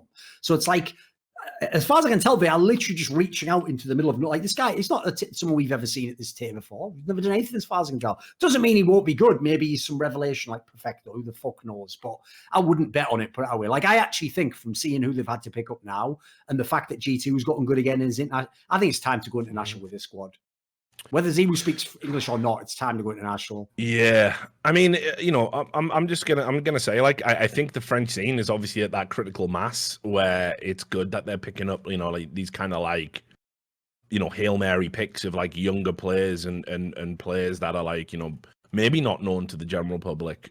I think the French scene really needs to do that. You gotta get the fresh blood going now, or when all of the legends finally fucking quit. Like, you're not even gonna have 5 fucking players. You're not even going to have a French team. You're going to go the same way that UK Counter-Strike went. And, you know, nobody wants that, right? So I think it's, in principle, it's a good idea. But I'm like you. I don't know anything about this guy. I don't trust the process enough over at Vitality in terms of fucking picking up players. Like, let's not pretend that, like, you went out and scouted ZywOo and found ZywOo, because you didn't, because everybody wanted ZywOo. And Envy were trying to get ZywOo for like, what, 2 fucking years or something? But his parents wanted him to finish school or whatever. You know, we could have already had fucking ZywOo in the scene for a longer period of time, but education first, right? And then when he was old enough to finally go pro, we all knew what he was going to be. I mean, obviously not this good, but we knew he was going to be a top level player. This is something else. This is a player that, like, very few people know about, and the French scene is so fucking incestuous, and you know, the way it operates. They're gonna say shit like, you know, they're all saying, "Oh yeah, we know he's good, we know he's good." But it's like, you've said that about players. I'm so done with people in the French scene. Insiders. They have the wackest insiders. Yeah, it's like, but the French scene is notorious for it, man. Like, you know, this is the fucking same scene that brought Sixer back from the dead, or said XMS was going to be the next. Or told you to keep giving Devil time when he was in that fucking MV Devil, lineup. Yeah, like, guys, come the fuck on. Like, maybe your assessment of talent isn't what you fucking think it is, you know? And just because they're nice and fucking fillet you because you're legendary players doesn't mean that these guys are going to be mustard, you know? So yeah, it's insane, the French scene right now, but we'll wait and see. We'll obviously talk about that on the next episode a bit more, probably. Right, let's jump up to the next team we want to talk about. I thought Mouse Sports, for me, the way I picked my fantasy for this event, in my mind I had Mouse Sports maybe getting it to the final. You said you had like Rops and Chris J or something, wasn't it? Yeah, Rops and Chris J. I mean, Chris J was more the budget pick. Rops I expected. It's not a bad budget pick. Like, every now and then you get And it started out good. They got the layup of having to play Tyloo. I hope they were grateful for that, because obviously Tyloo looked poor. They didn't really have a lot of time to prepare, and they beat them pretty comfortably.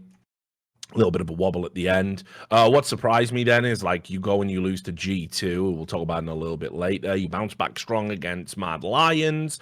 And once again, it's 100 Thieves. Like this, if Mouse Sports really were the second best team in the world according to HLTV, or the number one team in the world according to ESL, these are the games that you absolutely have to win. And what happened here in Katowice, very reminiscent, actually, of the last time they were number 2 in the world, back with that sort of international lineup.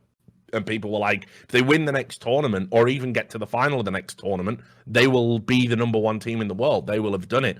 And actually, they kind of wilted under the pressure. I mean, there's something, the quintessential issue, I think, right now with Mouse Sports is their Dust 2 used to be so fucking reliable. They would bang people out on that map. And now they're losing it to teams, even when it's their pick, as what happened in the 100 Thieves game. Like, you've took Inferno away from 100 Thieves. You're going into your map pick, Dust 2. You lose 16-8. This is weird. And they made Nuke very competitive. They could have nicked it. But what are we even talking about you nicking it for? You're playing 100 Thieves, who I don't even know if they're in the top 10. I don't think they are at the time of this tournament. And you're on your map pick. Yeah, you're on your map pick, a map that's been so traditionally strong for you. This was a disappointing performance by Mouse Sports, and it's kind of a little bit perplexing to me.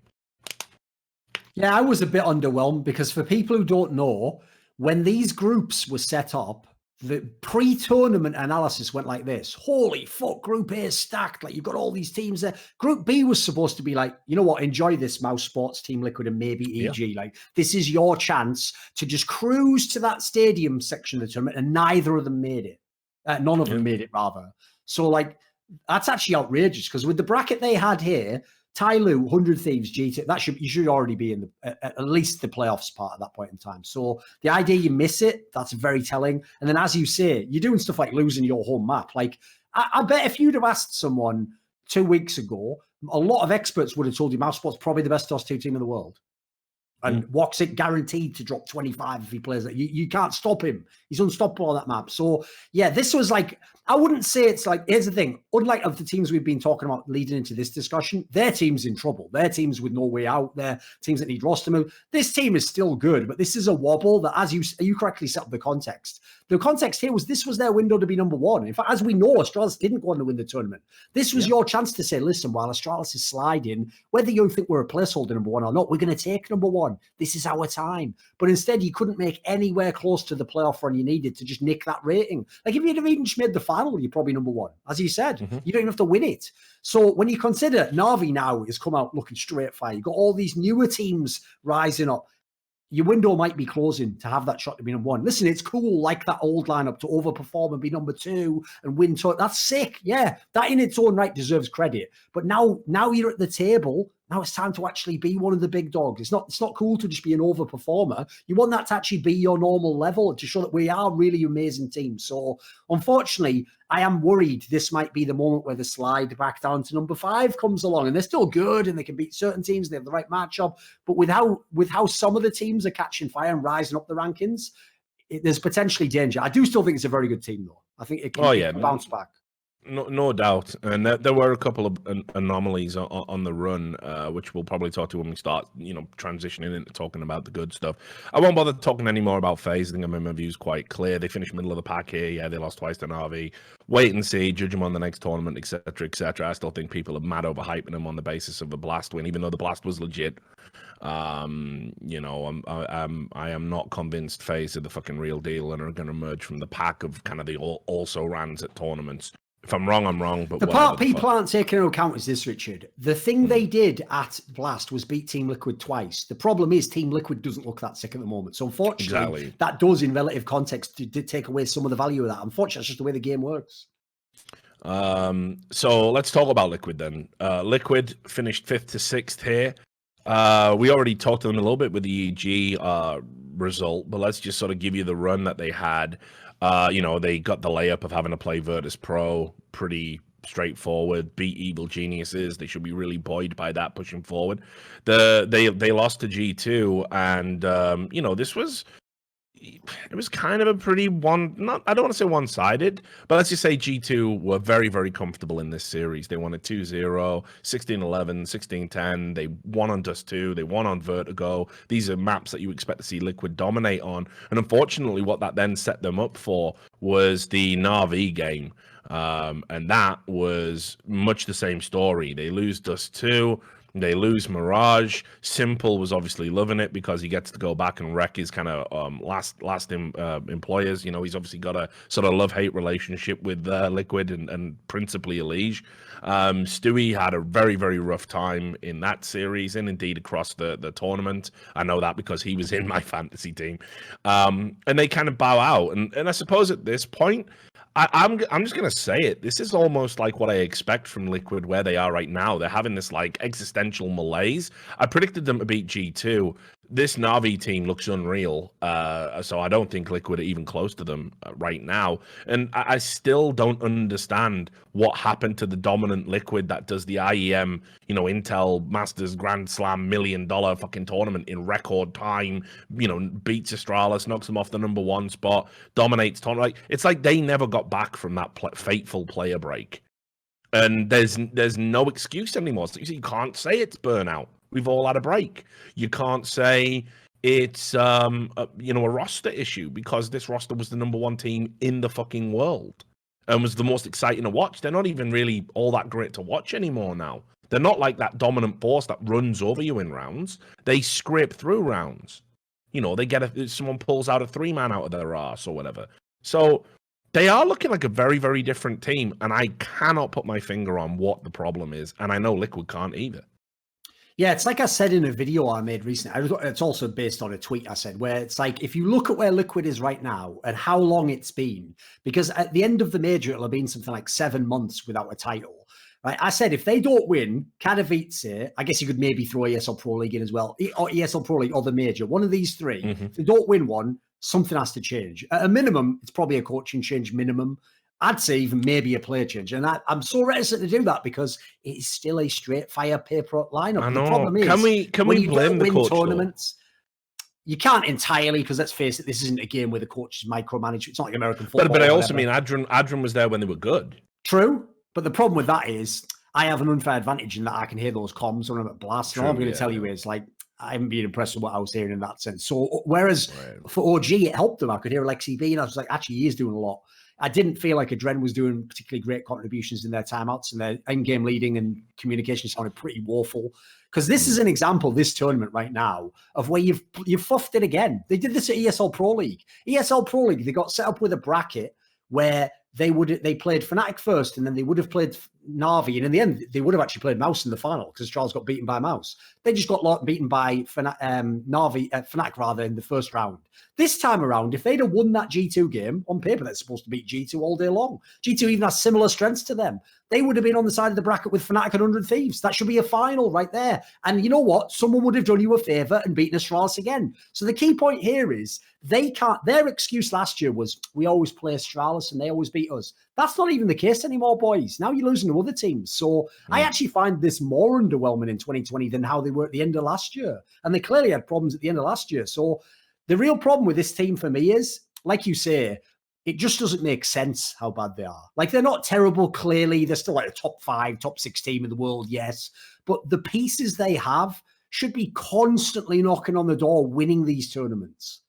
Like, I agree. At this tournament, they were never going to beat this Na'Vi team. But you add in that the actual core of Na'Vi famously never beat Team Liquid for years. I think it was something like 2 years since they last beat Team Liquid, because they always were losing when they had NAF and Twist.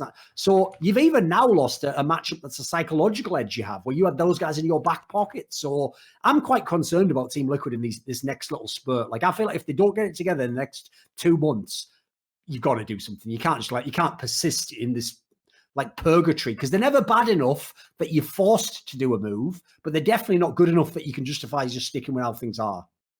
Yeah, that's exactly like my thought, man. It's like, I love watching them. I want them to do well. I think they can do well every tournament. They always seem to be short by just one series. There's always like one stupid series they shouldn't lose that just derails their whole fucking tournament path, and they lose confidence in themselves, and it kind of just spirals from there. And I don't know what you do. I mean, we can say, oh, maybe it's a testament to how competitive Counter-Strike is. Maybe the days, maybe how we think about how Counter-Strike should work, where there's one dominant team that has an era and everyone else is chasing, and it updates itself in 3-month increments. Maybe we shouldn't think about it like that anymore. Maybe we're in a place actually where the plethora of talent we've got is spread out so well that it's actually just a hugely competitive scene, and you judge teams not on dynastic tournament win after tournament win after tournament win, but on general consistency. But I don't feel that way. I don't think that's true. I think this Liquid team should be fucking better than what they are. I really do. It's like the end of 2019 seems like a fucking different lifetime. And if you're a Liquid fan, I'm sure it feels that way for you too. Let's talk about Fnatic. Well, again, great consistent finish here. Finishing in the semis. They did lose to G2, who were the eventual finalists. I kind of felt that was where the G2 run was going to end. It was a good back and forth series. Every map 16-12, I think. I've just got to say, like, whatever you want to say about the Fnatic team, this is an example of like what can happen when everything starts to go right. Because Fnatic for the longest time have talked a good game. I've heard from JW, I'm going to be back. I'm going to be a better player. I've heard about, Brolan's going to be the truth and he's going to break through. But these things have actually started to happen now. Brolan's turned out to be the best talent to come out of Sweden. JW is actually back to some sort of semblance of the, he's not the crazy star player he used to be. But he has impact. Yeah, exactly. He wins rounds now. He wasn't doing that before. He was just in the numbers. Golden, still a monster. Go look at some of the stats from this from this run and look at Golden's like definitely increased his fragging game. There's no getting away from that. Yeah. Flusher is still going to win you probably 5 or 6 rounds by himself every map, just on clutches alone. And fucking Crims is still low key one of the best players in the world. Monster, yeah. So all of these things happening all at once. Older, wiser heads have prevailed. People have realized that Golden is a good in-game leader, can definitely work with these players. Those players have now accepted it. It's almost like they had to sort of kick him out into the bush leagues, and they had to fail, and he had to fail before they came back. And reminiscent of like Flusher coming back in the lineup, where the shit we fell out about was actually really fucking stupid. And it's good now that we can all sort of get past it. That being said, they weren't able to beat G2. But I think overall, this is a great finish for a Fnatic team. You finish in 3rd to 4th in an elite level tournament, essentially a major in terms of the talent and the teams that are there. And this just continues this like great consistent run that Fnatic are having. It's weird. I never see any hype about them going into tournaments. It's true. They're never like anyone's pick, or rarely anyone's dark horse, actually. But people they're actually probably mildly underrated. I agree. No, I actually think that's true. Yeah. Like I look at this performance, I agree with you. I thought they were going to make the final lose to Na'Vi. Basically, that would be their story.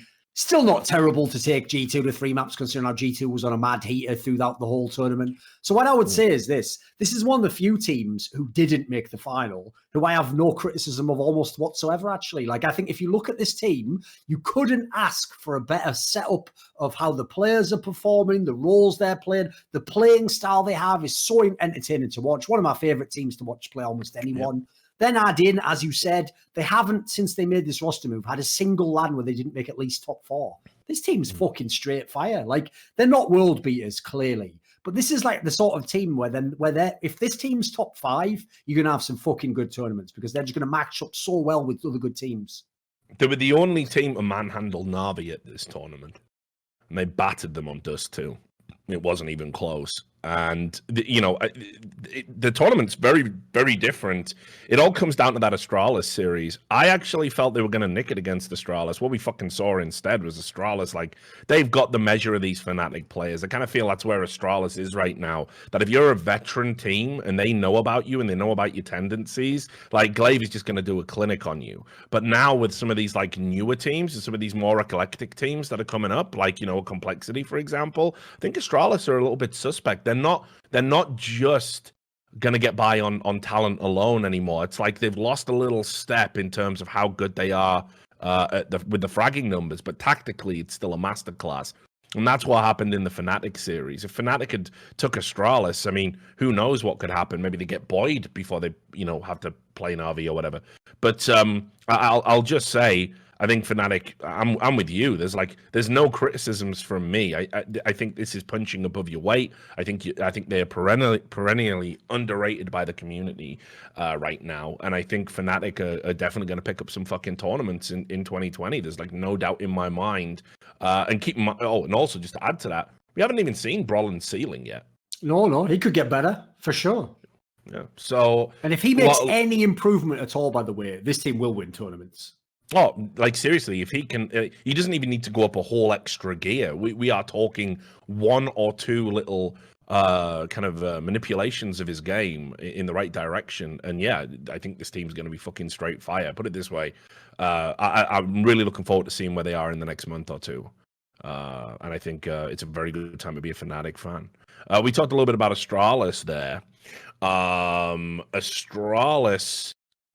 is finishing semifinals and kind of like the second best team in the world, in my opinion, right now. This was where we found out actually whether Astralis have lost that step, and they had some good results, no doubt. And they made it as far as a top team definitely should. But you still think right now Astralis is going to be in finals? I honestly think we're going to see Astralis take that dip again. Almost like when the Blastralis era happened and you saw them drop down to third. This looks like when they're going to do it, but legit take a dip. Like, there were obviously extenuating, so like they took themselves out of competition, didn't they? They almost just said, we're not going to play in that. So the key thing is, this is one thing I've always thought was a bit dirty about how people tried to spin it back on me when they became sick and won the major again, as all like, ha, you idiot, they were just pretending to be bad. They could be good anytime they wanted. It's like, that doesn't exist. What they actually did, I believe, last year is when they did the Blastralis period, because they were attending less tournaments, yes, they became worse in the game, but it gave them some respite. They actually did get their rest in. And then when they got going properly and perfectly timed it turned up for the major, peaked at the right time and won and became number one again, it looked like they were next level geniuses. But this is the flaw in that thinking, is the implication they could have chosen to just be number one the whole time. I don't think they could have. They already have extended how long their like dynasty has gone to an amazing extent. Like the idea they had a second wind with the same 5-man lineup, almost unheard of.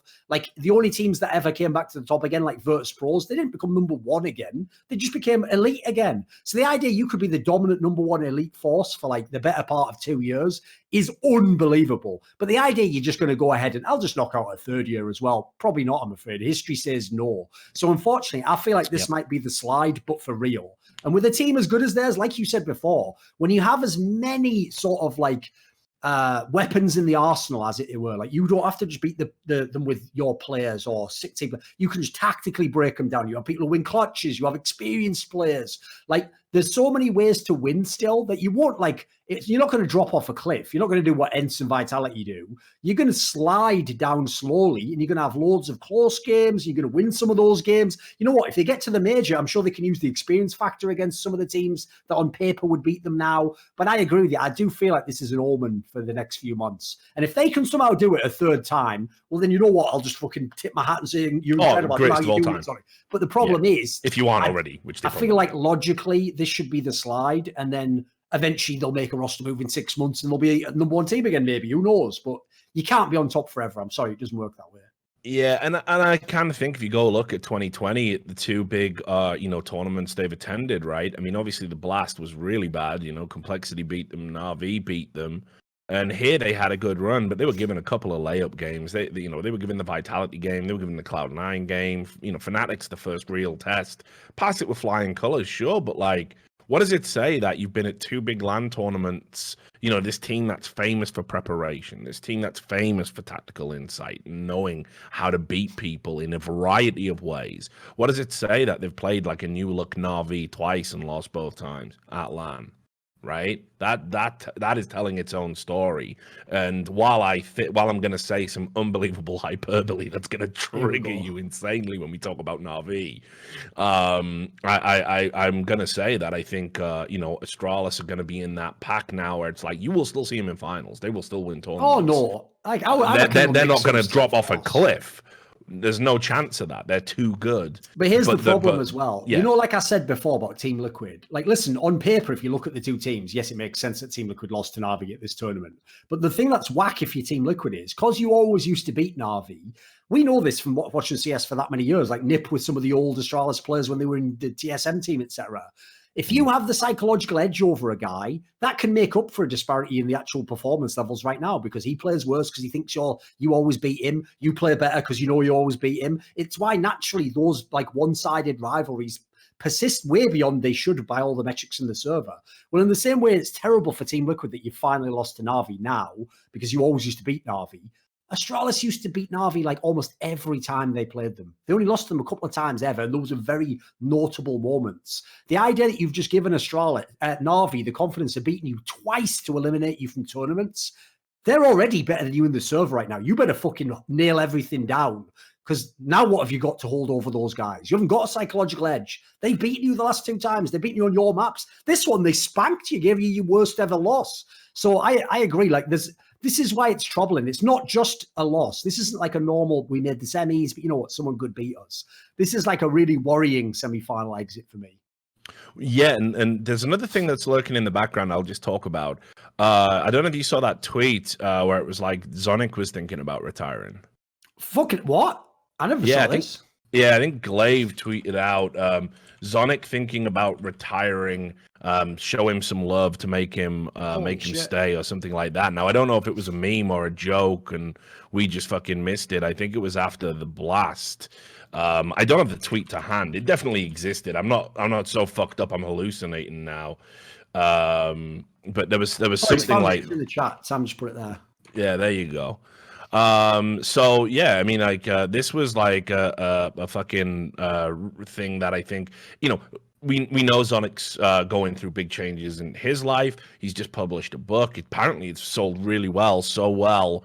Actually, they're doing an English version of it. Let me tell you, a book by Zonic is going to be fucking 10 times the read a book by fucking Zeus is going to be. Yeah, I can't wait for it to come out in English. I really will enjoy reading that. But the reality is Zonic is such a big part of this fucking team. And if there is any doubt in his mind about whether or not he wants to continue, or maybe he wants to not be a coach anymore, maybe he wants to become a bit, something a bit more conducive to having a life outside of the game and not keep up with the insane travel schedule, so he can keep working on his health and keep working on being with his family. That might just be the final nail in the coffin of true greatness for Astralis, because it cannot be understated. It cannot be understated. If it's genuine and it's not just like some fun little troll, and I know Zonic said I'm not going anywhere, I'm not retiring, but what else would somebody who is thinking about retiring would actually say? And it seems a bit of a strange troll to me. But if he is actually thinking about walking away from coaching and certainly from this team, then he is, like, everything he does, like even Glaive says, like, my job as IGL, it's nowhere near as tough as it should be because Zonic exists. Zonic's the one that found all the nades and the flashes and the fucking smokes and the Molotovs, all the angles. He's the guy that does hours and hours of fastidious demo review to basically lay all the information down so Glaive can come up with a playbook. He is the best coach Counter-Strike has ever had, I think, by some distance. And I'm not just saying that based on results. So this is... I just don't know if there's maybe something in the background. Maybe not. Maybe that's like, again, just a bit of fun with the team. Because he had a book coming out and they wanted to get some attention. But that's possible. But I'm with you. I think Astralis, I think they're going to be in still in a good place, still in good shape, but not number one. They're gonna lose that spot real soon, I think. G2 in the final, the true upset. This is wild that they made this final, isn't it? Mate, like, put it this way, okay? G2, we said it on a previous podcast. We were like, listen, yeah, they're actually showing signs of life here. Nex is popping off. Hunter, obviously, he's popping off. Kenny S, he's back in the game. This is great. Jax is doing his job. At this tournament, everyone was on fucking. It was even more ridiculous. Mate, even Amanek was like one of the top. I was saying, I saw series where Amanek was top. I do not know what the fuck happened here. It is so insane what actually happened with G2 this tournament. And let's just run over their results. It's the fucking truth. Like, if this is you do it on day one, it's a fluke. People are tired. You do it on day two, your confidence is up. What are you going to do on day three? Well, let me just tell you the run they had. They beat 100 Thieves, we've already established, by the way. 100 Thieves had some legit results here. I probably should have given them a bit more attention on the podcast than I have, but, time constraints. They beat Mouse Sports. Mouse Sports were the number 2 team in the world. Supposedly this was going to be the tournament where they go to number 1. They beat Team Liquid 2-0. They beat the Fnatic team that we've just waxed lyrical about, and then obviously they collapsed in the final because Na'Vi were a fucking unstoppable freight train. But G2 in the final of IM Katowice, I'd like to see if any experts or analysts or pundits or even other players called this, because there's no fucking way on God's green earth anybody believed it. But the mad thing is, this team looked fucking good. Like, it actually looked good. Tactically, it looked solid. I even hit up my boy Malik the day before the final and wished him good luck and just told him, like, somebody that's known you for a long, long time and has been saying it on the podcast for a long, long time. I know you put the work in. I know that you have certainly helped, like, Nexa and everyone else on this team. Like, I think he's somebody whose contribution is so downplayed at the teams he's been at, and he was criminally underused when he had to work with Happy.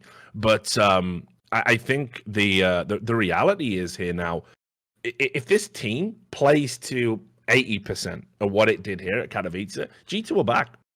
Oh, and by the way, to add into that, one thing that they have right now is Kenny S is a bona fide superstar player again. He's back. Like, I know the problem with that is the casters have all fucking used that Henry G. Like, he's rolling back the years too many times with Kenny S specifically, because anytime he does a flick, you want to believe, don't you? Oh, I hope so. But it's actually real. Just go and look at these last tournaments, that the Blast one and this one. He is literally one of the best players in the world, not even just AWPers. He's actually banging most of these games, except the final. It's been going off non-stop against top teams. Yeah. So, like, I actually think that's a massive positive sign, because coming into this year, what G2 lacked was a star player. They had an all right foundation of players. They had some, like, up-and-coming talents with the guns they got from the crazy lineup. They didn't have that one player, though. Like, if you look in Counter-Strike, one of the things that makes our game, I think, comparable to sports like the NBA, is if you're a superstar, you can't make your team win the tournament, but you can lift them and win matches by yourself. You can do that in Counter-Strike. Ziwu does it. Simple does it. Elige does it. Kenny S can do it. Like, he actually is at that level. So generally, as you said, the fragging, if it was good at Blast, it was unbelievable at this tournament. The numbers were inconceivable. They could continue. And I don't even, by the way, take the fact that they all had a dip in the finals much of a diss, because who were they playing? Another team where everyone in the whole fucking team's going supernova individually. Yeah. So that's actually the perfect storm to have your drop.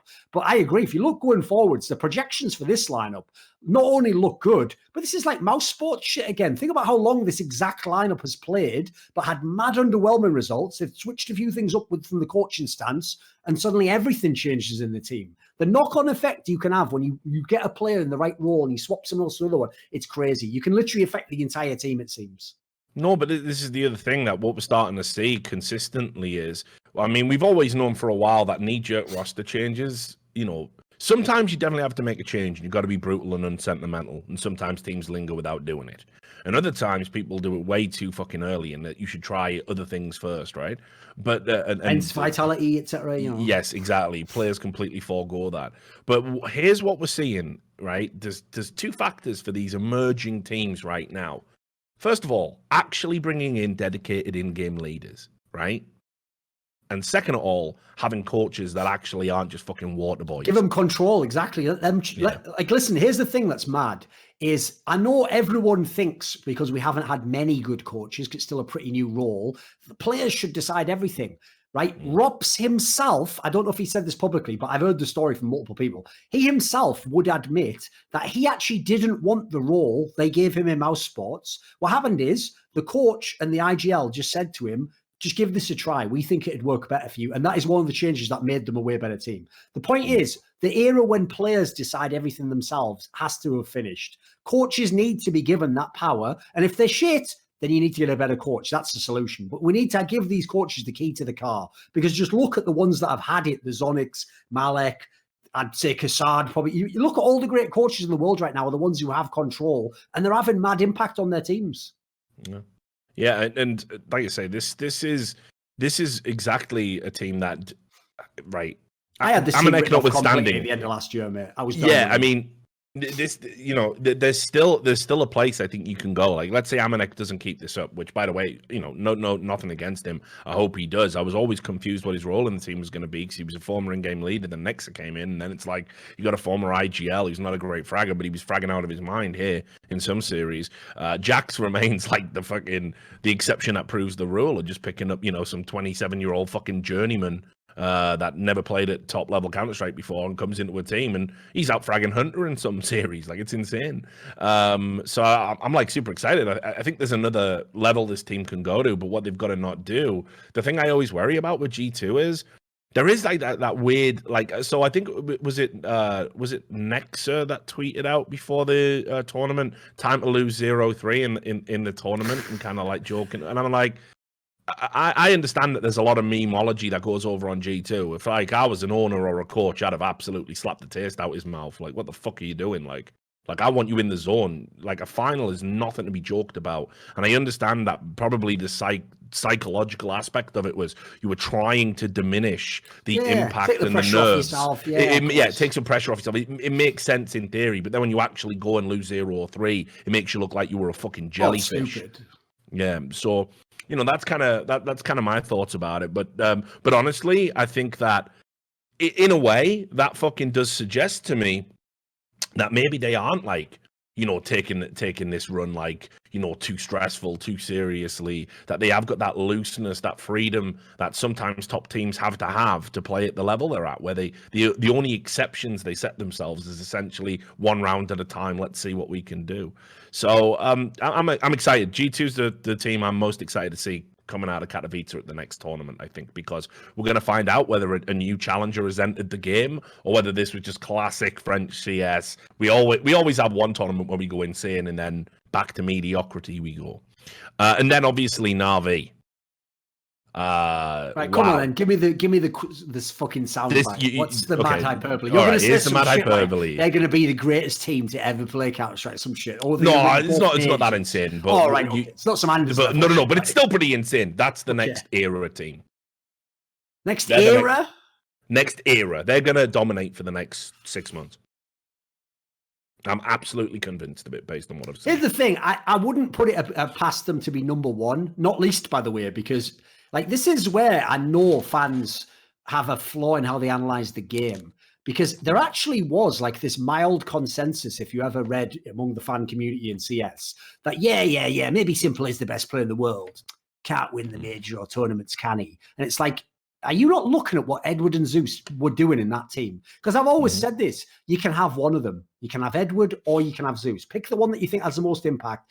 You can have one player who's like weighing you down, an albatross around your neck, as it were. You can't have two. It doesn't matter who you are. If anything, what that Simple team showed to me is you can actually have the GOAT. And if you put two bad players with him in a game of only 5 players in a team, even the GOAT can't carry you to the fucking major wins, mate.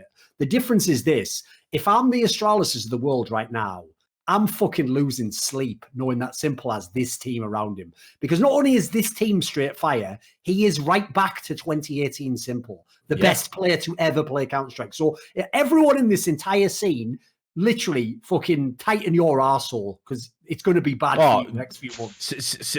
Simple is going to be out there. Like it's going to be unreal. Now, so let me tell you a little bit about my justification for this. To me, this isn't hyperbole based on one tournament. It's like I said on the previous podcast, there were signs of life there, but we needed to see what Perfecto was going to do. So let's just assess all of the fucking parts that are going on here. First of all, let's be under no fucking illusion about who runs this team.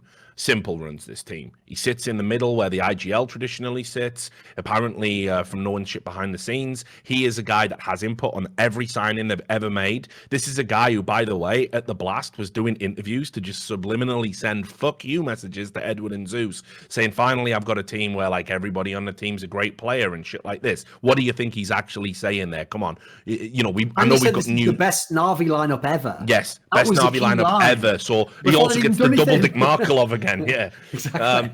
So the reality is this: like all this talk about new Simple, fucking old Simple never really went away. He's just got more clever about when he comes out. Exactly. Yeah, exactly. And that's how you have to play the game in an online world. Now, so Simple is even telling Boomich what to do in some games. It's apparent if you go watch the VODs, but that's fine because you know what? Boomich, this is probably the last, because Zeus did a lot of things bad towards the end of his tenure when he was just a check stealing piece of shit in Na'Vi, just an egotist who wouldn't let go.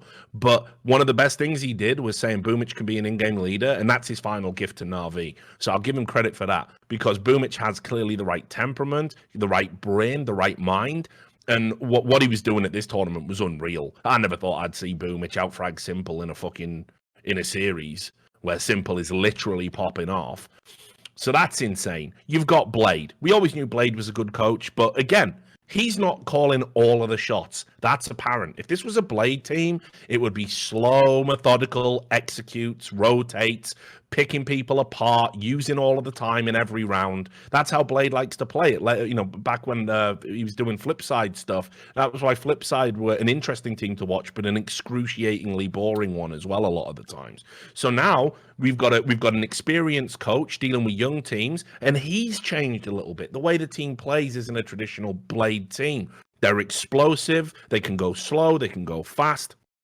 They've got electronic. If ever a number one player in the world has had a wingman this good, I would like to know who the fuck it was and when the fuck it was. Maybe this is like Olaf Meister Crims level shit. Maybe even better if you look at because here's the difference is Electronic could be a number one star on a team that's comparable. I don't think he's as good as Simple, but that's because Simple's the best player ever, so it's a bit unfair. Like as a duo, they are unreal. Like, you have to go back to like the beginning of the game and get right in Forest or something. That's about the only thing I can compare. Like no one else who had a dynasty or anything ever had two players this good.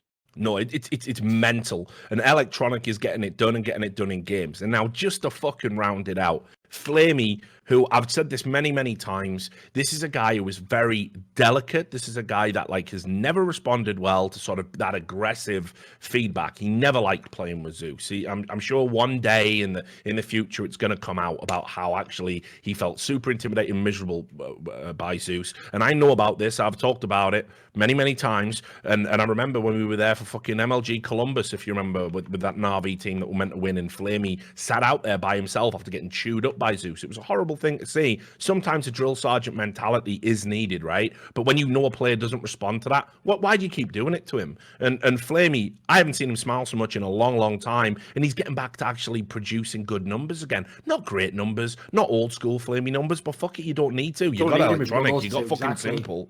And then crucially, we always said, like, just find a fucking, like, decent fifth. That's all you need for this team. We said it for ages. Turned out Guardian wasn't the guy.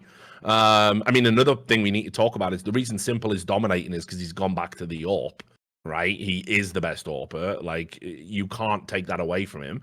But what they found with Perfecto, he reminds me of Zipnix, the way he plays. Never going to post your big numbers, but go look at the number of clutches he made these tournament. I think he made like 7 or 8 1v2s this tournament alone.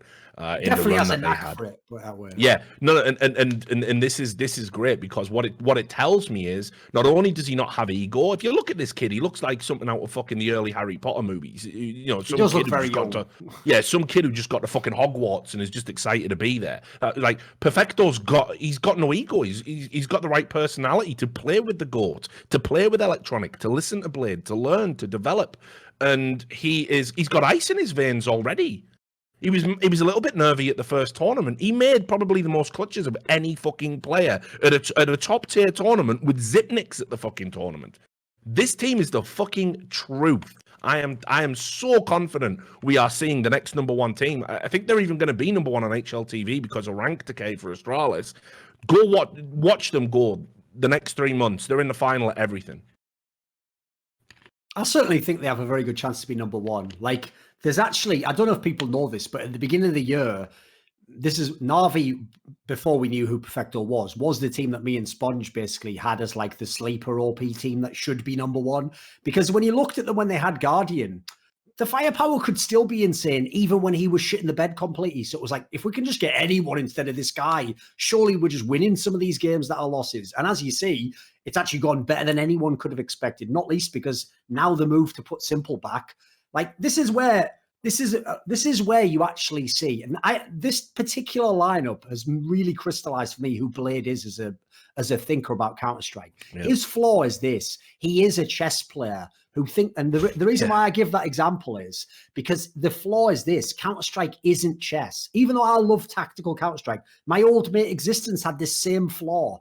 When you think the game is chess, you want every move to be the perfect move, to be the most ideal move, to be prepared, to have all the sound reasoning as to why you do it, to be something that everyone in the team knows you're going to do at this time, exactly this way. The problem is Counter-Strike will never be like that because you can't have 5 players who just all know exactly. Even Astralis isn't like that. They've got a little bit of wiggle room in what they do and what people do, and they definitely play it flat by the seat of their pants when they need to. They know when to switch it up. So the problem with Blade is, I actually understand, because I talked to him at Blast, why he thinks Simple would be the best hybrid player. Because basically he told me, I agree, Simple was godlike when he was an AWPer, but I just think if he put in more time to dedicate to being a hybrid player, he could be the best player to ever play Counter-Strike. And I get what he means, because if he was like the best Krieg player and he can AWP when he needs to, and then it gives him more freedom in clutches, yeah, in theory, that is the greatest player ever. Like, that's the player that no one could ever be. The problem is this: who is going to be the AWPer in Na'Vi then? That's the part that he wasn't thinking about.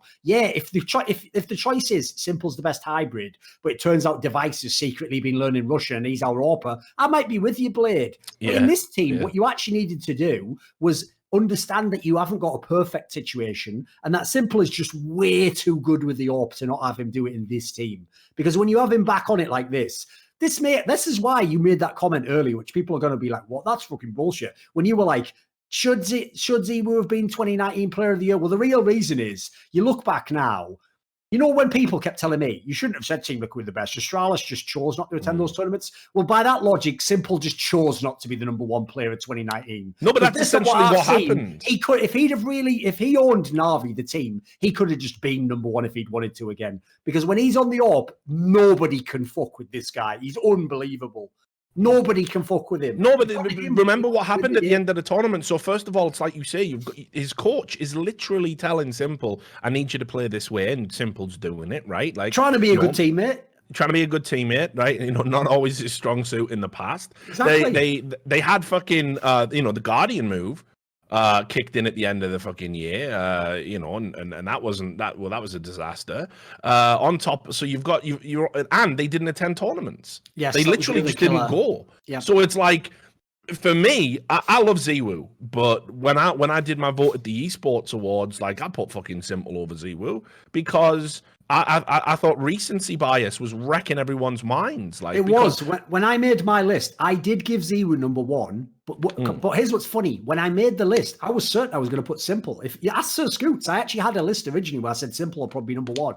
The thing that changed it was what you just said there. It's that when I was looking over the year, there was just like there wasn't a comparable number of events between Na'Vi and Vitality. And since Vitality had just done way more tournaments with like similar stats, similar performance, I just couldn't do it. So like, basically, I agree with you. Essentially, Simple was the unofficial best player in 2019. Like, Ziwu was the one who wins the award because he met all the metrics. But if I had a gun to my head and you just said who is the best player, I would have picked Simple. Yeah. Oh, I mean, seriously, and I think, you know, it's not that like Ziwu isn't a potential #1, or certainly is. Oh, of course like, not. You give him #1, it's not like so absurd. Like, you know, it's not like they pulled a player out of their ass. Like, there's definitely a good fucking argument for that.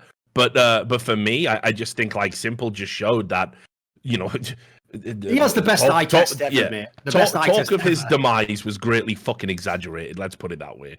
And he is in a place now where he said it himself. I have the team I want. He said it himself. This is the best team that Na'Vi have ever had. He has said it himself. I'm going to come back and fucking kill everybody, and I'm going to fucking dominate. And that simple should terrify everyone, because I saw it. All the clutches, all the kills, all the shots. Like, G2 couldn't touch this motherfucker. He is insane. Like, I'm with you. This is the best guy to ever do it. And finally, for the first time ever, there's no caveats. He's telling you that. He's saying, like, there's no more excuses now. I've got everything I want. And for him to say that publicly, that's like, that's the signal. That is the absolute signal that this team is ready to tear everyone to shreds. It is going to be terrifying and exciting. I mean, really, this team isn't like, say, just a Team Liquid when they were #1, where they were like just freight training you, or an Evil Geniuses when they were winning tournaments. And they're not like an Astralis either.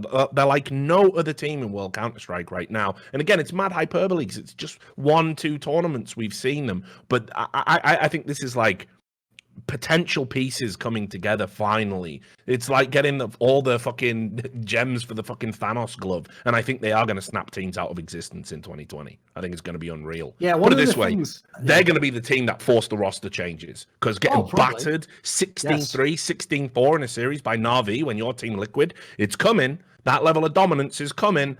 They're going to be the heartbreaker. They're going to be the ones that literally make teams make roster changes to get on their level. I think the thing that's scary about this team to me is when teams like Team Liquid, FaZe Clan were the #1 teams and they were doing it from fragging, like they had crazy fraggers, it was mainly having crazy fraggers that made them a good team. As you saw, when performance levels dropped off, they didn't have the roles. They didn't have the right players to actually be consistent. This team has the crazy fragging, and then everyone looks like they're in the right role. That's terrifying. That's so rare that ever happens in the history of Counter-Strike. Because again, this just shows you where people can't like be measured in how they analyze the game. If your take on Astralis for the last 2 years was they're the best team, and by the way, Thorin, they also have the 5 best players, it's like you've missed the whole point, because you're seeing it now. Like, it's not like Device is shit suddenly. He's still a really good player. Most of them are still really good. But when they start to drop off as a team, you don't see those individual performances to the same degree, because part of their strength was the team. So the difference in Na'Vi is, I think individually those players are straight fire. And then as a team, again, another coach who's had some say and been allowed to put players in the right roles. So it's going to be a fun next few months, that's for sure. Definitely. And then just one last point about Katowice. We'll do a little bit of roster change news and then we'll fucking bail. So obviously there was the thing that happened. So I just want to talk about it in general. Obviously, it didn't happen in front of a live crowd because of fears about coronavirus, just to put the correct version of what happened out there, because I saw people like criticizing ESL as if they made a decision apropos of nothing to just not have a crowd there.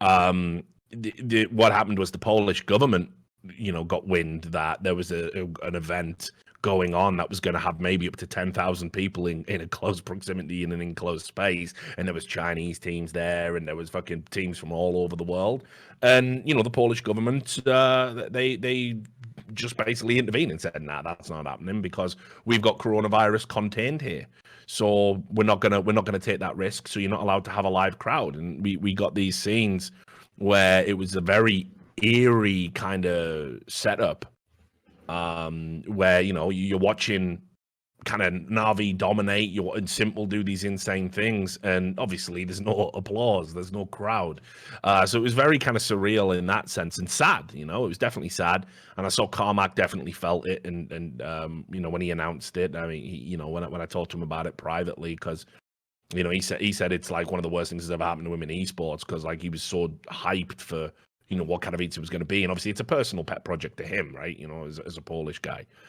And now since that's happened, we're starting to see every event gets cancelled. I'll just add, I do think some events are like rubbing their hands. Some tournament organizer rubbing their hands at just being able to cancel a tournament and still have it sort of go ahead, but not have to have all the additional costs of, you know, allowing people in for free or just not even having the tournament. Put it this way, I do find it a bit suspicious when it's the TO cancelling it, whereas, as you said, like, ESL had no say in that when they had to do that. That's why it's not their fault on any level. Like, I bet Owl is secretly loving the fact that even though part of their league's gone to shit, they have an excuse for why everything's going to go downhill now, don't they? It's not their fault, is it, suddenly? So I agree. There's definitely some cynical fucking bastards who would I was thinking of Apex as well in that, right? Like, because Apex esports has been an absolute clusterfuck, so much for the Fortnite killer, right? But, you know, there's a lot of fucking tournaments being cancelled now. So I just wanted to pick your brains. I mean, this is such a fucking off-topic thing to talk about, and it's a potential minefield as well. So I don't even know why I'm doing it to myself, especially after the fucking podcast performance I had the other night. But, you know, I said the thing about when you're dealing with like pandemics and stuff, if you're over precautious, it looks like hysteria. And then if you haven't done enough, it looks insufficient after the fact, right? But I do think maybe people are losing their minds just a little bit over this. So. Like, yeah, I mean, it kind of feels to me that, yeah, sure, take precautions, sure, don't have the crowds there, sure, play some games behind closed doors, maybe even cancel tournaments altogether. But, like, you know, I'm seeing video footage of motherfuckers beating each other up for toilet paper. I don't even understand why toilet paper has become the most fucking valuable commodity on planet Earth in an apocalyptic pandemic scenario, which it isn't even that. And people are literally banging each other out in fucking Walmart for fucking toilet paper. It doesn't even make you shit. It doesn't even give you diarrhea. What the fuck are you even doing? Like, bottled water, I might understand. Like, you don't have to leave the house and you don't want to drink the tap water because there's misinformation out there that corona's gonna get you in the fucking, you know, sewerage systems and stuff because apparently it can live in feces. Yeah, why is that like like, listen, water, food, you have to have these things to live. This isn't, people are going to think it's a controversial statement because it's how stupid people are. I don't know if people are aware, but there have been a lot of people who wash their arse with their hand. That is a real thing. It's famously why I was just going to say, like,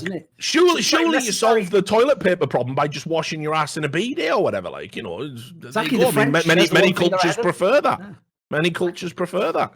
So seems to me insane that people are losing their mind. Like, literally, I'm watching footage of people beating each other up for toilet paper. But that's not the point. I mean, that's just a separate thing. I'll talk about that on the Richard Lewis show maybe with Sam. But do you think coronavirus is going to like sort of devastate esports events in 2020 like a forest fire because we have this overabundance of caution right now that seems to be permeating? Well, the thing that worries me is you sort of nailed it there. It's one thing if this event got cancelled because the government of the particular place said we can't take the risk. We've decided, you know, we're shutting it down. We're revoking your license. ESL can't do anything about that. Similarly, if a tournament like Overwatch League that has teams in China who are going to have tournaments in China says we can't do it because no one can come, therefore it's over. Again, not your fault. But the one that worries me is not only is it now TOs who are cancelling it, but I also do think you've been in esports long enough to know, sadly, this is the way things are. People don't do things because they themselves know the reason why. They just follow the fucking herd. So if they see that, oh, everyone else is cancelling, we better cancel ours. Like, why?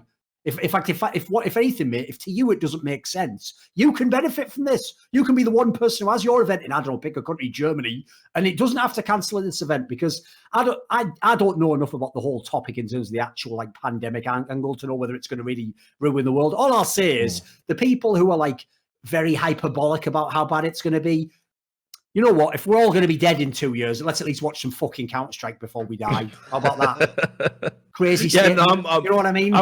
I'm with you on that. I mean, listen, you know, again, you know, on that Fitful podcast that everyone's talking about, one of the things I brought up, like, and even in a drunken stupor, I can fucking, you know, get my head around statistics.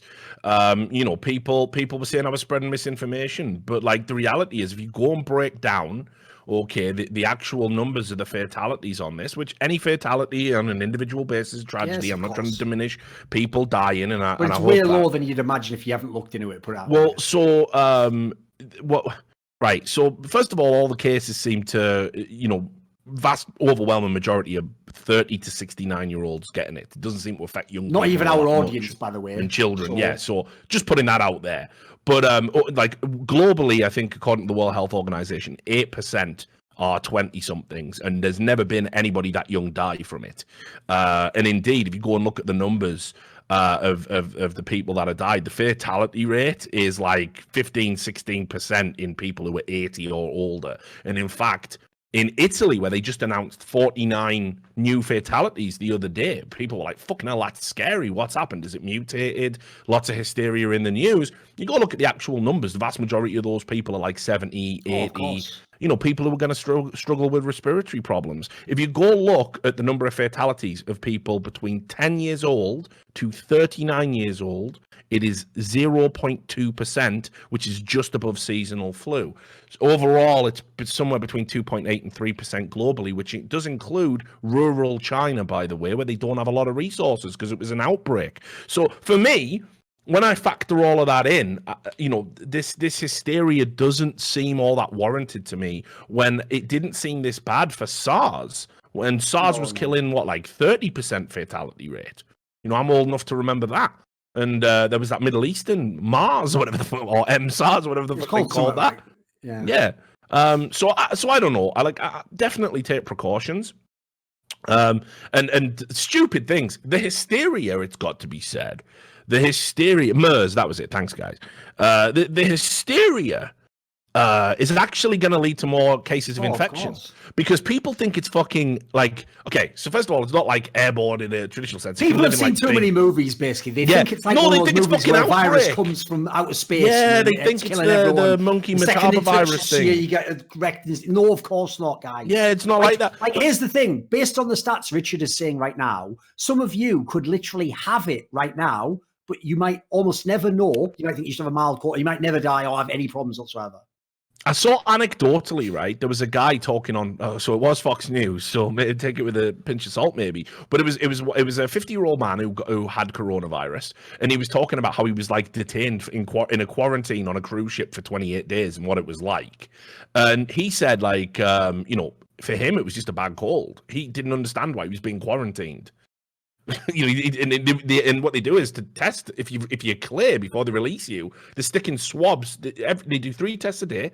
2 swabs up your nose and 1 down the back of your throat, and they test you 3 times a day to see when you're free and clear to go back out into society. And I'm like, this just feels a bit weird to me, like how OTT people are taking it. But as I said, the hysteria is going to lead unquestionably to more infections because how people are getting it is through contact of people like sneezing and coughing in their hands, leaving some residue on there, touching things, you touch it, and people don't wash their hands, and no one washes their hands as much as they pretend to.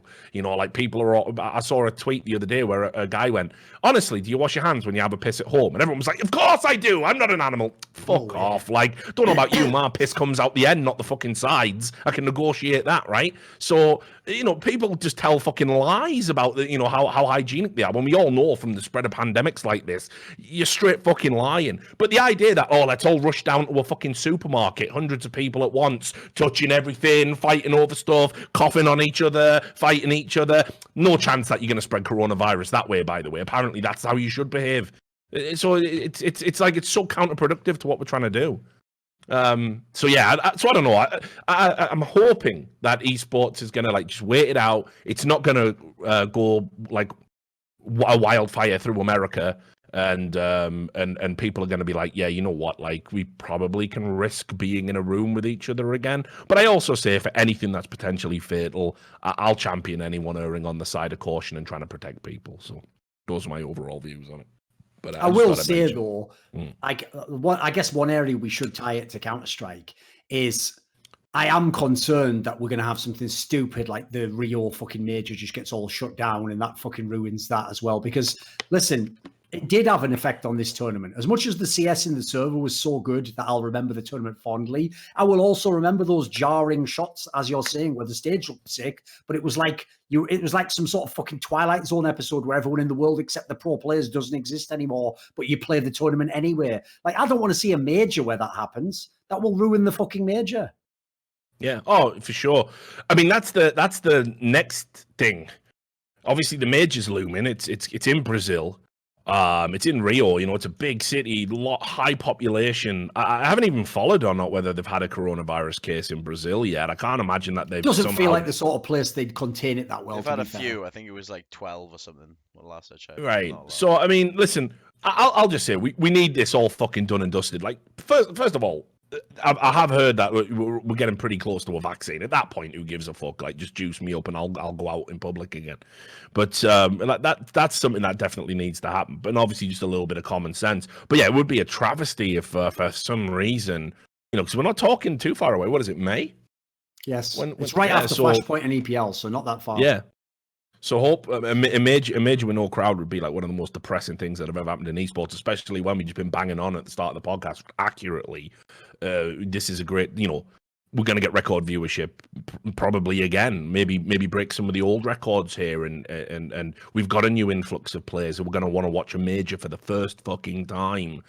So we need that hype and we need that excitement. So I'm just hoping that if we do get to May and it's like Corona's kind of died down, there's not going to be someone who's just going to come out and go, yeah, but let's not risk it, eh? Because, I'm just saying, maybe for the major, risk it, maybe.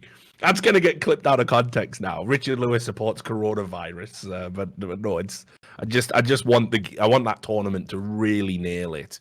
Not just for Brazilian fans, but, for all the new fans. In spite of them in some ways. I thought we would get through it, but no, of course, Duncan's there. It's biting them in some way. Listen, mate, there's a lot of ways I could have made this way worse on this whole segment. I kept it safe. It's all right. Yeah, that's all right. Yeah, no, you've done very well this time. I can tell you're in an upbeat and cheery mood today because the vitriol has only been a 5. So congrats. Right, let's talk about some of the roster moves and then we'll do viewer questions and we'll get the fuck out. The big one, let's talk about Hunden, Mad Lions. Again, if you ever want to know how gullible the fucking the general Counter-Strike audience can be and just esports fans in general, this is another one where it's like, okay, so they bench Hunden, right, after having a bit of a disappointing performance in Katowice. They say it was completely planned, pre-discussed, everyone's on board with it, but then they're unable to field a team for the major qualifiers as a result of it. And we don't even know what's going to happen ahead of Flashpoint, what the roster's going to look like, and everything else. So, and Hunden's he's been around the block, man. He's not going to throw this team under the bus or whoever did it. But there is no way this wasn't the result of some sort of stressful argument or backbiting. There is no way it was convenient to kick Hunden at this time. I'll tell you 2 reasons that go against the premise. Because here's the problem, right? If I didn't know these 2 details I'm going to mention, this makes perfect sense. It's basically what I said should happen to the team, is that Hunden can carry you to tier 1, but he is not a tier 1 player. Therefore, unfortunately, you can't keep him around. Anders actually had the best analogy. He said, Hunden is like the biblical Moses in CSGO. He can get you to the promised land, but he can't go in with you. Like, not a bad analogy, actually, right? But the problem is this. That's all great, but that's like a big long-term move, like you're saying, like they implied it was. Like you gradually move him out.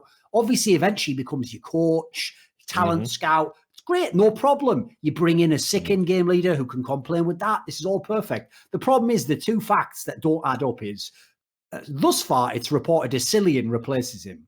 Right, Asilian isn't particularly much. He's not that much better a player, and he's not a great IGL. So that's a worrying sign. It's not an MSL or a Carrigan coming in the door. And then the second part, and this is the killer, is that the coach of Mad Lions, people forget this, is Peacemaker.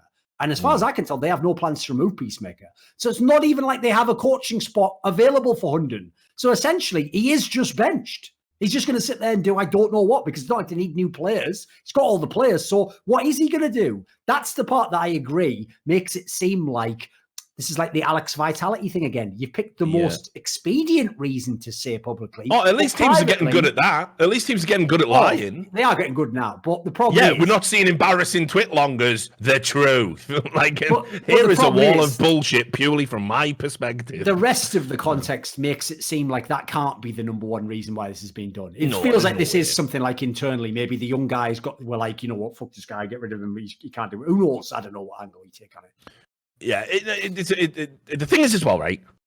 Because fucking Peacemaker's there, I'm always like, I'm sure he's not like how he used to be. But even when I did that interview with Sean Gares, go check it out on the RCS channel if you haven't already.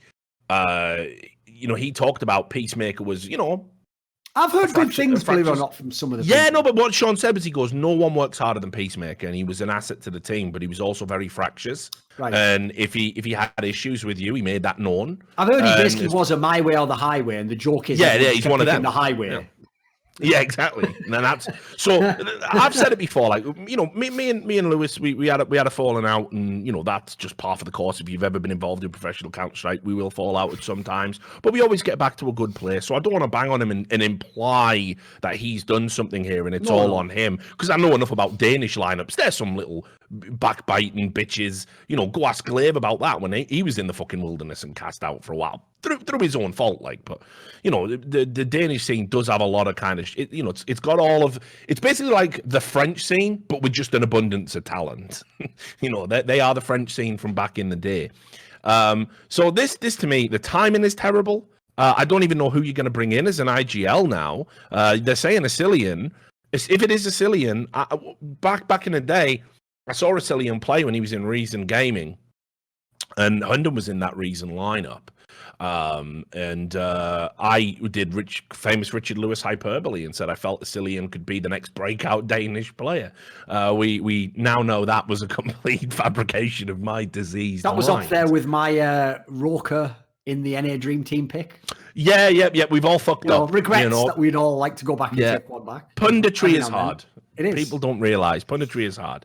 But anyway, the reality is, I said Asilian. I still think he's got potential. He's just never shown it, and he'll tell you himself if you were to talk to him. The reason he became an IGL was literally to make himself relevant, so he could keep playing in lineups. Yes, I think that is not a great starting premise. No. For an IGL in any team, and I don't want to bang on him. I'm sure this is going to be a big opportunity for him, but man alive, I cannot believe for a second that this doesn't take Mad Lions backwards, and I just don't even understand it. You had one disappointing performance. You do realize no one was even taking your team seriously 2 fucking months ago. No one was talking about you. Where you've got to, it's predicated on the talent of fucking Bubsky and Acor, and as you pointed out on Twitter recently, the Shush is fucking sick as well. Like, you know, this is a great crop of unknown players having a big coming out party playing in a team that nobody gave respect to. But what you don't want it to be like is Furia 2, where everyone's fucking mad excited about what you do, and then they start prepping for you, and then they start wrecking you. And that's why you need an IGL that can adapt his motherfucking playbook. And that's what Hunden is. What's Asilian gonna do? You're going to be playing the same fucking strats, and it's going to take time. And if Hunden doesn't have the authority, by the way, on this team, why would Asilian? Why would players that clearly weren't fond of the fact that Hunden was kind of lagging a bit on the fucking server, how long are they going to give Asilian to come in and have an impact? It's a poison this chalice. Feels like a stopgap move. That's the problem with it. Like I say, if you did this the right way, you give Hunden his due. Yeah, he fails. He doesn't take them to number 5 in the rankings or whatever. He stays just say number 10 and they're good with potential. Then you wait till it's the right time to make the huge contract signing of an MSL. You have to get someone who's legit, basically. The problem with this one is you've taken someone out who, yes, had flaws for someone questionable, very questionable. But also as well, Hunden said, didn't he say something he was looking for a new role within the org? So what the fuck does that? What does that even look like? Yeah, I don't know, but I mean, I have always said he's the most obvious candidate to be a fucking talent scout I've ever seen in fucking CS:GO. It's ridiculous how many people he's found, isn't it? Yeah, but like if I was a talent scout, right, and as good as Hunden, I wouldn't commit myself to one team where what you're gonna make 1 or 2 roster moves every fucking year. Well, what's the point, like, of scouting great talent? And if you do your job properly, you never need to fucking replace anyone. So you just sat there claiming a paycheck, picking your ass, and how long is it before the people who fucking pay your salary realise we don't need to pay this guy? He's just built us a sick team. Away you go. You know, like the Incredible Hulk every episode, just fucking hitchhiking home. You know, like, so he should be doing it freelance. That's where the money is, if you think about it in any sort of logical sense, right? Now, if Hunden set up Hunden Productions, like Peacemaker Productions company, and was basically like, I will find you sick talent, and I've got a proven track record, I can do it, what's this, like the infomercial, like I down here, come on down to Hunden's recruitment and talent scout with it. I will find you the next top player. It's got Who Let the Fucking Dogs Out playing in the background over some cheesy, like, neon fucking graphic overlay. But listen, like, he's talking about having a role in this organisation. I found you a new entry fragger. You, Ents, you're going to have a lot of fun with this IGL. And you, for Nastralis, nothing I can do for you. But come on down to 100. 1-800, Hunden is a dog. Or whatever the fuck the shit meme was. You know? Who let the dogs out? There you go. 1-800, who let the dogs out? Me, Hunden, the dog. I do. I have all the Fuck dogs. the queen. Hunden's kennels. That's what. Right? But anyway, the point is as well. So he sticks around in the org? Is he traveling with the team? What does his role look like? How does Peacemaker feel about it? How do the players feel about it? There's no way this was mutual. Someone was pissed off about something.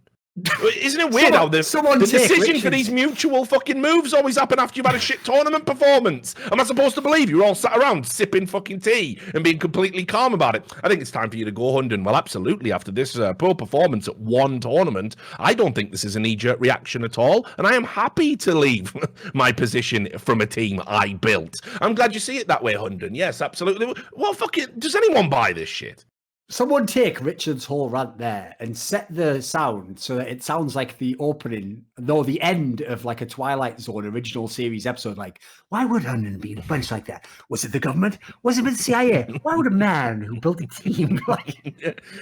Picture a man who was spent his whole life in the shadows, building successful team after successful team before getting kicked to the curb. It's like, it's just ridiculous. Like, I mean, Hunden's a dude that you gotta feel for this motherfucker. Like if you don't have any sympathy for Hunden, you got no fucking soul.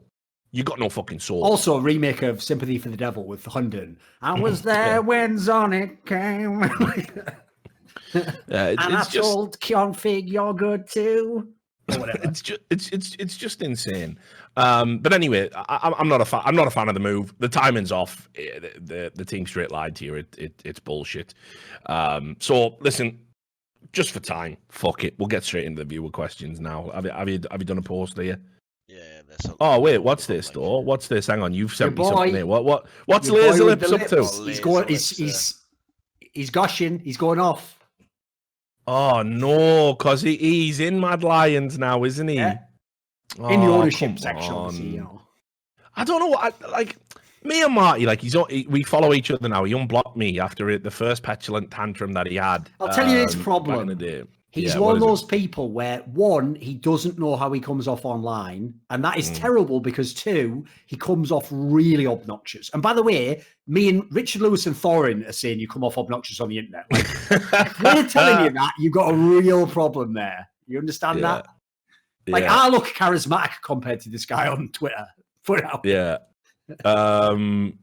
So no, it's just like brutal. He's got this like weird childlike fucking. It's like meme culture and jokes and banter just like eluded this guy as he developed. You know, it was like he's an experiment. He was taken as a fetus and just put in a banter-free zone fucking until he was like 30 years old and then just released into public. Like, what's it? Why are you saying things that you don't mean? I thought you liked me. If you banter his team and it's obviously you just trash him because you banter him, he's like fucking Greta Thunberg. Like, how dare you? How dare you? No, he is though. He's like that. You stole my future. So give me except without the achievements. You stole my lips.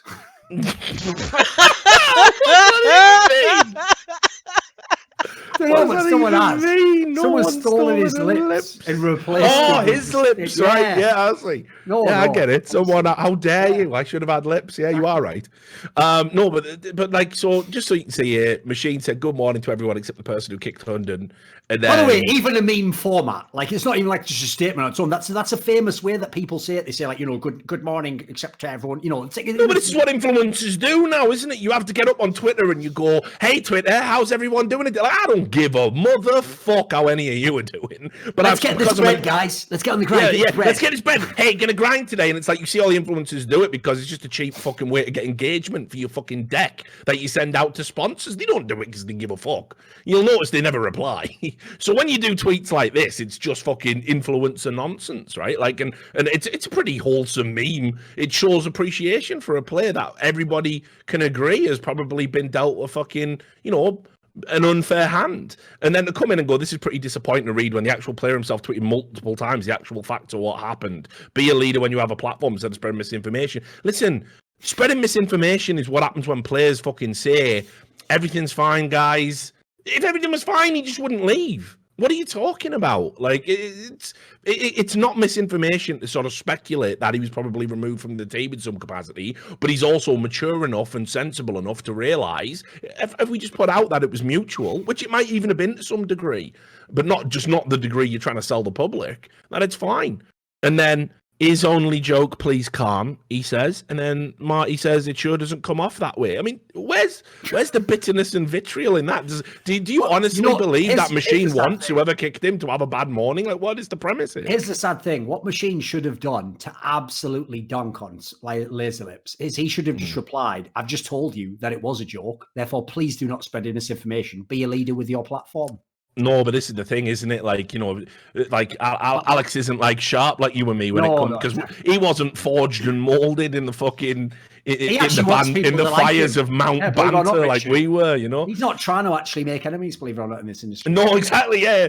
Also, as well, because it's that influencer life. You see, my reply would have been there like, "Oh, grow a fucking set of fucking plums, you silly cunt." That would have been my reply, right? Apparently, people don't like it when you reply in earnest and say things that are truthful. In fact, people don't even like you to be just a fully three-dimensional human with, like, you know, flaws, and you go through bad times and you go through good times, and you have talents and you have weaknesses and you have personality defects and personality strengths. No, in cyberspace, we don't like any of that. In fact, what we like is sit there, say the fucking thing that I like, do that repeatedly, only do that, don't even try and exist or do anything different outside of that. And by the way, when I get bored, I'm going to move on and you're going to be a fucking no one because you fucking pandered to me for fucking 2 years and now your career's over because you never developed yourself. You were just a fucking pandering mess. So, yeah, all right, that seems like a good system, guys. I like that. Meanwhile, people that have had like 15, 20-year careers, they look at you and go, you're doing something wrong. All right, kids. All right, kids. Babby's first fucking esports 16-year-old troll account. Yeah, okay. Good stuff. But anyway, let's do the viewer questions. Have we got those viewer questions? We do. So just in case you don't know, obviously there's a Patreon system because I'm sure there's lots of new people like hate watching at the moment. Yeah, wherever you sign up, if you like the podcast, yeah, you fucking throw some money in.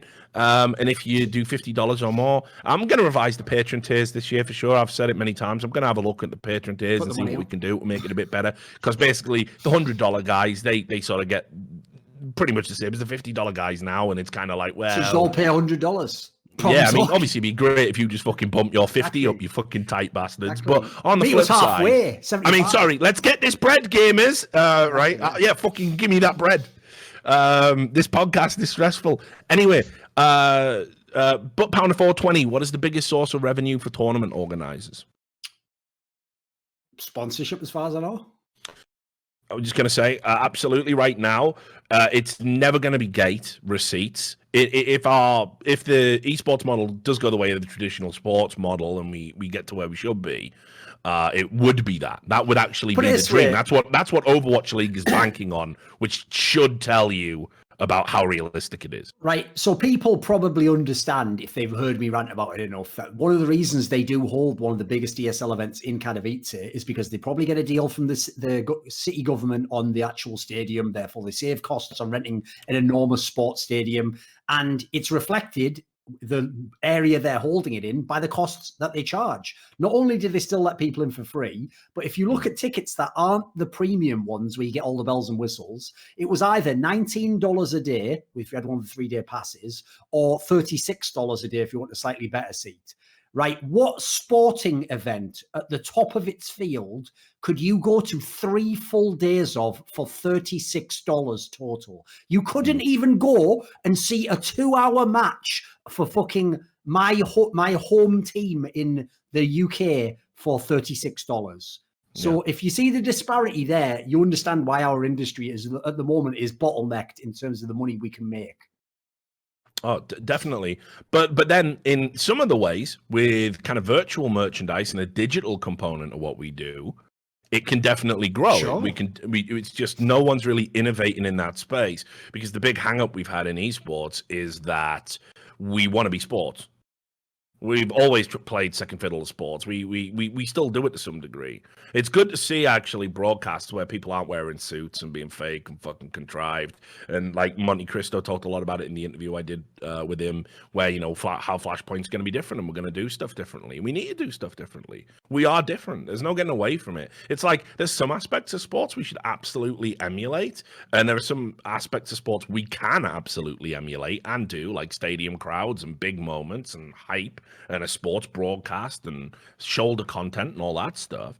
But we are different, and we need to start thinking about what those differences look like and how we can turn them into a monetizable revenue stream. But right now, the biggest problem that you have is that we are still essentially a sponsorship economy. When the next recession comes, you're gonna see some brutal truths about esports. As Warren Buffett used to say, you don't see who's been swimming naked until the tide goes out.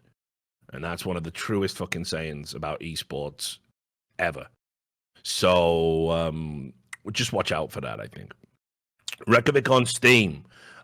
Since CS has added patches to the game, would using these patches to visually display CS major champions be an idea that would possibly help newer players' fans? So this is like a data mined thing that happened where they're going to be adding, it looks like it's called patch type, player autograph, team logo, tournament decorative. So there's a lot of speculation right now. Where does this go? Like on the model in the game or something? Yeah, well, this is the thing. I mean, I don't really know what they're gonna do with it. But it looks like based on it, it looks like there's gonna be something different for the next major, and we're getting ahead of that curve. It's not just gonna be the same old stickers. Which, by the way, as I said recently in an article, I've said in this podcast many times, Valve needs to fucking innovate because it's diminishing returns. People aren't buying the stickers for the same teams in the same games to the same degree that they used to. I don't blame them. It's just the fucking logo ever so slightly changed. Oh yeah, and sorry, so what they're talking about here is they go on the agent, so it's just stickers for player models. I think in that sense, adding new things like this and adding things ahead of the major and adding unique things like that. Yeah, I mean they're going to be good, but the to help players understand certain things. But I also think as well, like what we need if you want a healthy esports kind of landscape is you need to start integrating these from an esports perspective, and you need to start integrating these. Like I've said, there has to be like new types of like merchandise ahead of majors that help the team. I mean, one of them that make I liked, money off the back of the what they do digitally in the game. One of the ones I liked in Dota was the announcer packs, where you can have the fucking actual commentators say the lines of the characters. And obviously, we don't have anything equivalent. I mean, we have the players in CS. Why not have something like that? Why can't I have Anders Bloom saying like, "Run, little girls, run"? I don't know why I picked that exact quote. As the one that he would say, but just that, sorry, Anders, I've got you, mate. Yeah, no, but again, this is also another thing that I hope, now that we are the fucking flagship game for Valve, I'm sick and tired of the stance that the commentators and the talent and all that should be like completely ignored. Meanwhile, over in Dota, you are literally putting fucking classic lines in the game. I can buy like autograph fucking skins to support them, and that increases their share of money. If you were so against it in principle on the basis of what they've always said, if people don't know, Valve have said they don't want to have like commentator stickers and things like that because it's picked by the TOs and not by Valve, and Valve run the major. Valve run TI, but Valve are involved in the majors. Valve have a lot of they might not run it on an operational basis as much as they do with others, but that's also true of TI. They have a production team that comes in. So I don't know. It seems like bullshit again. It seems like Dota people are getting a much better deal while CS gets the short end of the stick. I don't know if you saw this, but in Henry's interview he did with Scoots, he also made a point, which actually I hadn't thought of, but I'll give him props for this. One area I've got to give Riot Games props is they even did invite someone like Henry. He made the point on there that he's been to all the majors since I think it was Cluj Poker in 2015. And he said every time he's ever seen a Valve dev, they don't come and talk to him. They don't say like, "Oh, hey, hi, Henry, what do you think?" They just like look at the ground and they just like, he just walks by. And I've had the same experience. It's like, I don't expect these guys to be my best mate. But if I'm someone who's been literally a community pillar in your scene, helping to build the game and the scene that you've been able to also benefit from, I've certainly benefited from your game, but you've benefited from what I've done. What is there no line of communication? You don't even want to pick my brain about something. You don't even want to say, "Hey, if you've got any thoughts about the Krieg, I've heard players are worried about it. Send me an email. You don't care at all. Like, I'll give credit. That's one area where actually the Riot Games and the Blizzards of the world have been way ahead of Valve. Like, they at least do integrate the players that way. Sure, they go too far the other way and become mad creepy. So, like, I just want a little bit of, like, meet us halfway from Valve. Like, you know, start involving these people. Yeah, the weird thing, it's always been with Valve is like, if you want to be involved in a project, you have to sort of pledge complete fealty and go and be a Valve employee. You know, I remember Jedi who made Zeblock, which if you were a Source player, you know, Source was unplayable without Zeblock, and you know, for a long time. And he famously turned down a job there. They did offer him a job, but it was like, you know, because he was doing other stuff outside of Valve that he was going to have to renounce and give up and go and be a Valve employee. So it's crazy that's kind of like it's you have to go all in. And again, I'm looking over at Dota, by the way, where they're hiring like people like that. Casey Aitchison, I think, got hired, and I think Sir Action Slack, did they hire him in an official capacity? I think the reality there is it's like, okay, this is community people coming in. You know, they had Bruno over there. They obviously had Ice Frog over there. What's going on that's similar to that in Counter-Strike? It's like enough's enough, guys. Like I was the voice, by the way, that was out there talking about, you know, it's really overplayed, actually, the Dota, you know, preference at Valve, and it's just something that entitled CS people gripe about. It's become so apparent with that gap over the years, and now the numbers and the economics are there. It's like, come on, Valve, man, like, enough's enough, man. The Dota IP has given them so many diminishing returns, Artifact, Underlords, like, just put a little bit of fucking shine on Counter-Strike. Put a little bit of, you know, stuff in there where you can make money off it. And we want to give you money. We don't care that we've been neglected all this time. We're going to fucking open our wallets and just pour them into your fucking company. Again, just give us the means to do it. Alice the Alchemist, hey Rich, do you and Thorin feel that at the time of your inevitable retirement from esports, will that signify the beginning of the end of the scene? Or do you feel that as an industry, esports will continue to flourish and has the potential to be like an esport, to be like a sport continually progress? I mean, listen, guys. Like, esports is fucking fine, live or die. Like, I mean, I'm like such a fucking small cog in a big machine now. You know, me and Duncan might have been some of the dudes that pushed this boulder up the hill, but we actually got it over there. We weren't like Sisyphus, and the boulder's in free fall now. I've always believed esports was going to be big. I always believed it was going to be popular. It's why I stuck there for so long. And I've said, like a lot of players that played, you know, Source, and then came in when CSGO got big in 2014, and they were too old and they couldn't hang. They never made their money, and they weren't 1.6 players. You know, sometimes you are the pioneer and you go first, but you're not going to make the money. You're not going to be remembered. You're not going to have the reach or the influence or the followers. You're not going to, you know, but the people who were there, they know who you are. They remember your shit. I mean, that's always been good enough for me. I didn't do this for money. I did this for a lifestyle thing. I love esports, and I hate real work. So that's why I'm here. You combine those two things, I'm in for life. I've given up on doing anything beyond esports important. I'm definitely with you that the scene will continue without us. Counter-Strike will continue without. I mean, I don't know how many years away this is supposed to be, but whatever. We'll say whatever. I mean, Counter-Strike is a game that could last many, many decades. It actually has the potential. So what I would say is this. Certainly, we will be replaced. It just will happen. It's a fact of life. I will say, I don't think what we do will be replaced, because I've been, like, you know, I've told you this before. It used to be a diss that people said to me, that they were like, yeah, well, when esports gets big, you'll be replaced by people. It's like, I fucking wish they would already. I'm waiting 20 years, motherfucker, for this guy to come who's going to replace me. Because sadly, the thing I've realized that fans undervalue, because haters always spin everything you do, no matter how positive it is, as a twisted negative. They invert it. They'll make it that when you're someone who's incredibly productive, you were just attention seeking. You just needed attention all the time. The most thin on the ground thing in all of esports, in fact, in life, as far as I can tell, is self-directed people who are really driven. You just don't find them. You find people 10 a penny who have the talent to do it, or who have a dream of doing it, but it's just a pipe dream they're never going to follow through on. In terms of people who will actually do the things they want to do and persist when they're not even succeeding, and try things that they might look stupid to, they're so rare. So unfortunately, that's the thing I don't think will be replaced when we leave. Like, if we left tomorrow, the amount of corruption and stuff that would just go unchecked and unspoken about is actually terrifying. Like, I don't think people realize that's where, again, unfortunately, you wouldn't know you were missing it because there wouldn't be anyone to reveal what you were missing, but you would miss something in that regard. I don't think there's going to be many people who want to step in our shoes in that sense. Well, no, because it's only getting harder with time to stand in these shoes. You know, I can't even have like, I'm not even allowed to be human, right? Like I can't grieve, I can't drink, I can't fall or falter. No one has any empathy. No one wants to help you out. You know your friends are when you're having tough times, and you know. Oh, by the way, I will just say, Richard, I haven't seen that much of it, but I saw some of the like backlash to you the other day. The most mental part of it all. This is how I said for me. Social media, I use the term derogatively, anti-social media, because it actually makes people antisocial the way they interact with each other.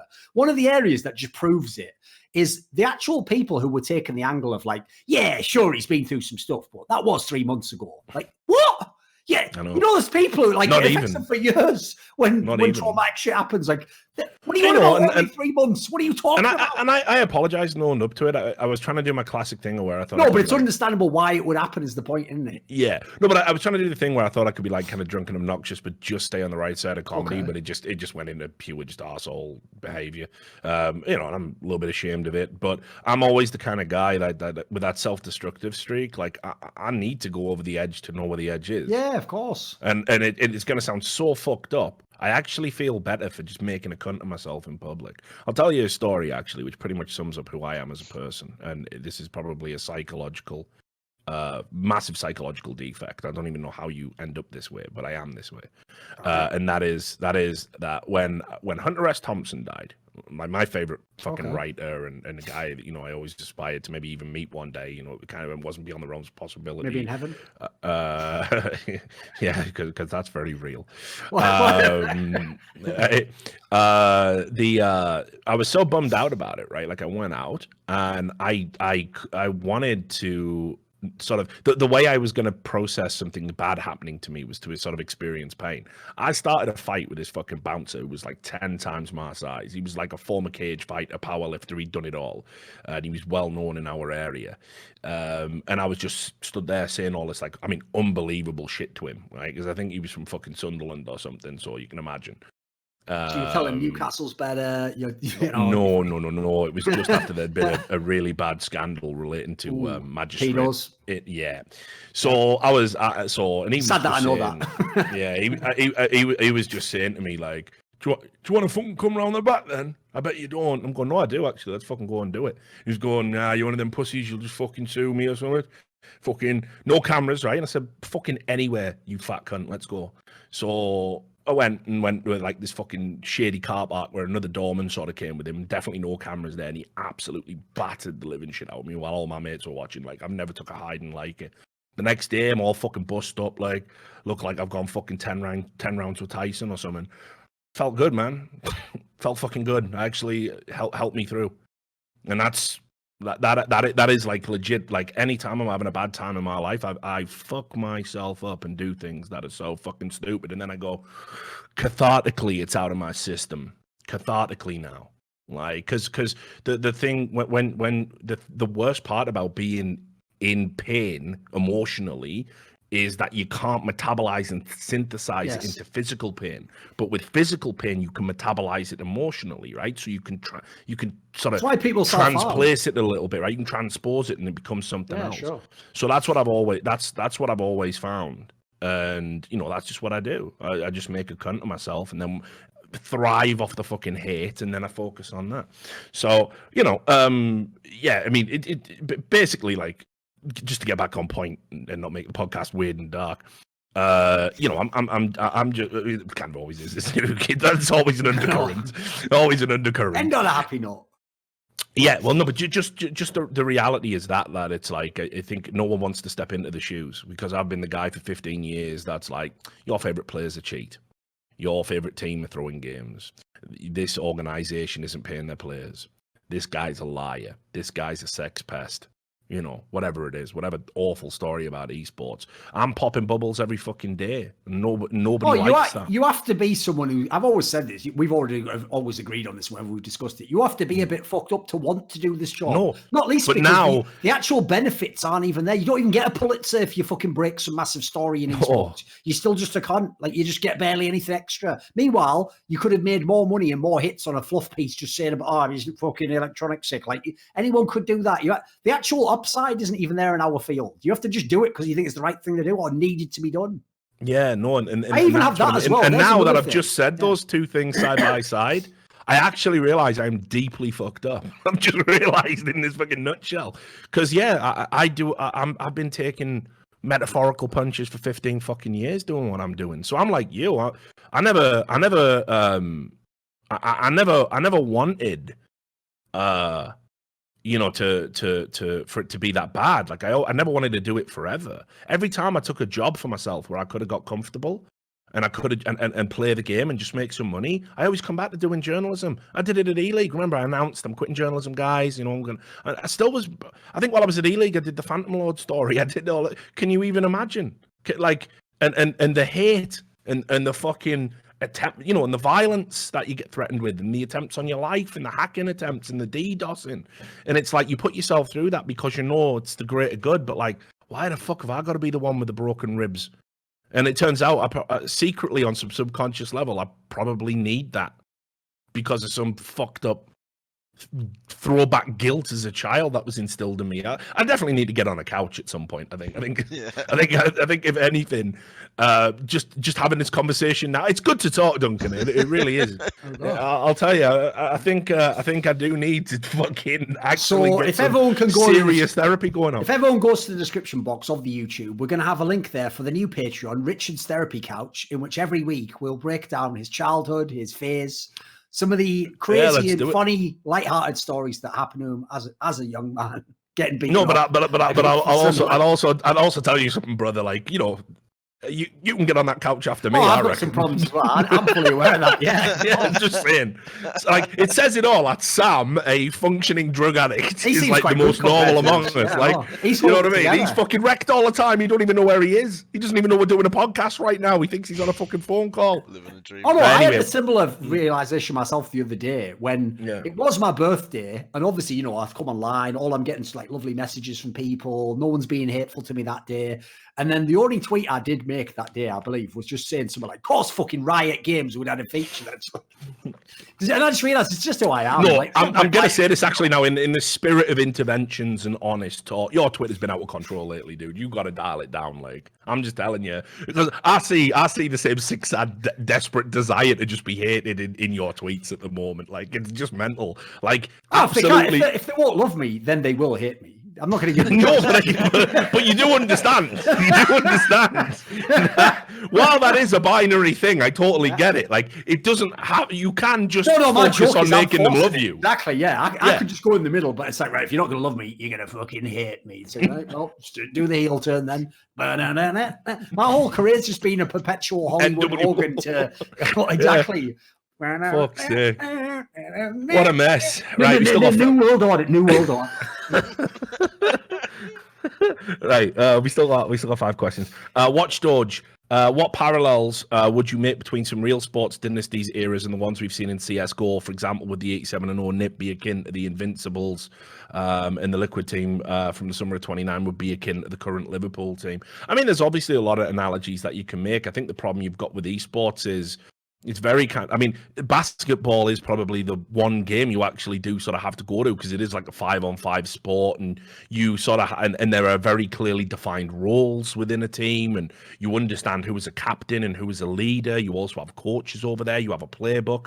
I tapped out of basketball when my franchise, the Seattle Supersonics, just disappeared, and that was a fucking great team, and it was like so sort of heartbreaking to have that 1 minute and then it just be completely gone because of how the American franchise system works. I didn't really follow it after that, and that was a great era in basketball, and it's been hard for me to get back into it, even though I used to be a big basketball fan. And you know, Karl Malone, one of my fucking sporting heroes, and I heard he's a cunt. It's heartbreaking to think about that. The mailman's meant to be an absolute well, he is a legend, but he's meant to be very difficult behind the scenes. But anyway, So for me, I think that's the game you go with. It's got great statistics that you can sort of use to measure people's efficacy. People can be talked about the greatest of all time, but it's not just based on point scoring, and it's across multiple positions. It's a game that is about impact. It's a game about when all the great basketball players step up. And hit that triple-double and go insane in big series. And what's also beautiful about the way a season works, it's too long. They should really have two seasons over a year and, wind it down, but that's not conducive to making money.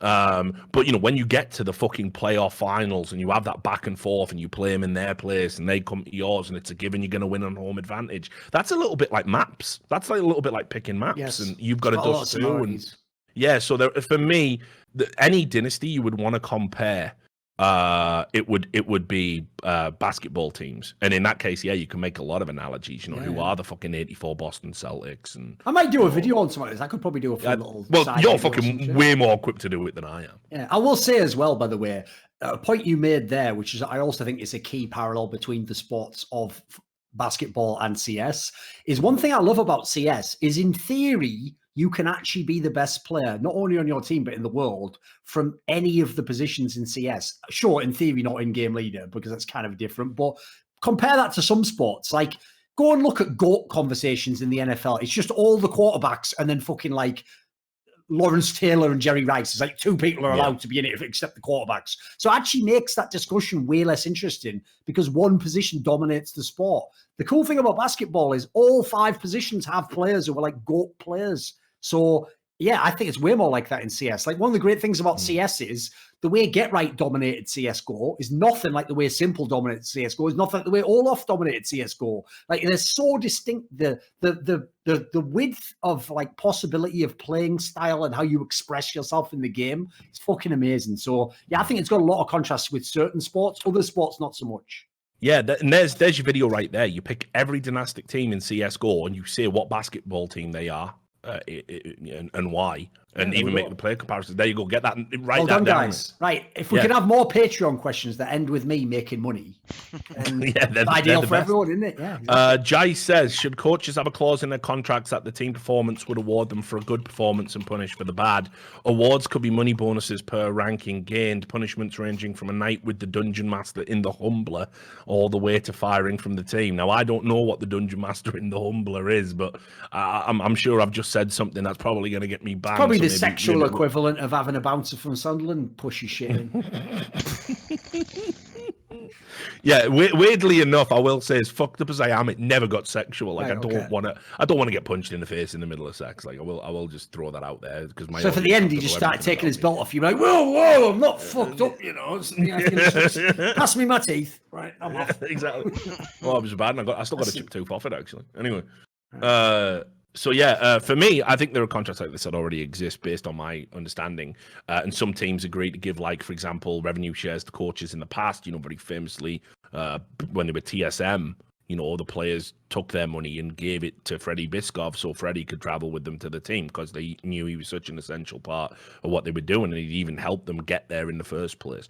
But I definitely think if there isn't already, there should be some sort of, if you're signing a coach, you'd need to give yourself the leeway that, first of all, he's not just getting fired when the players have had enough.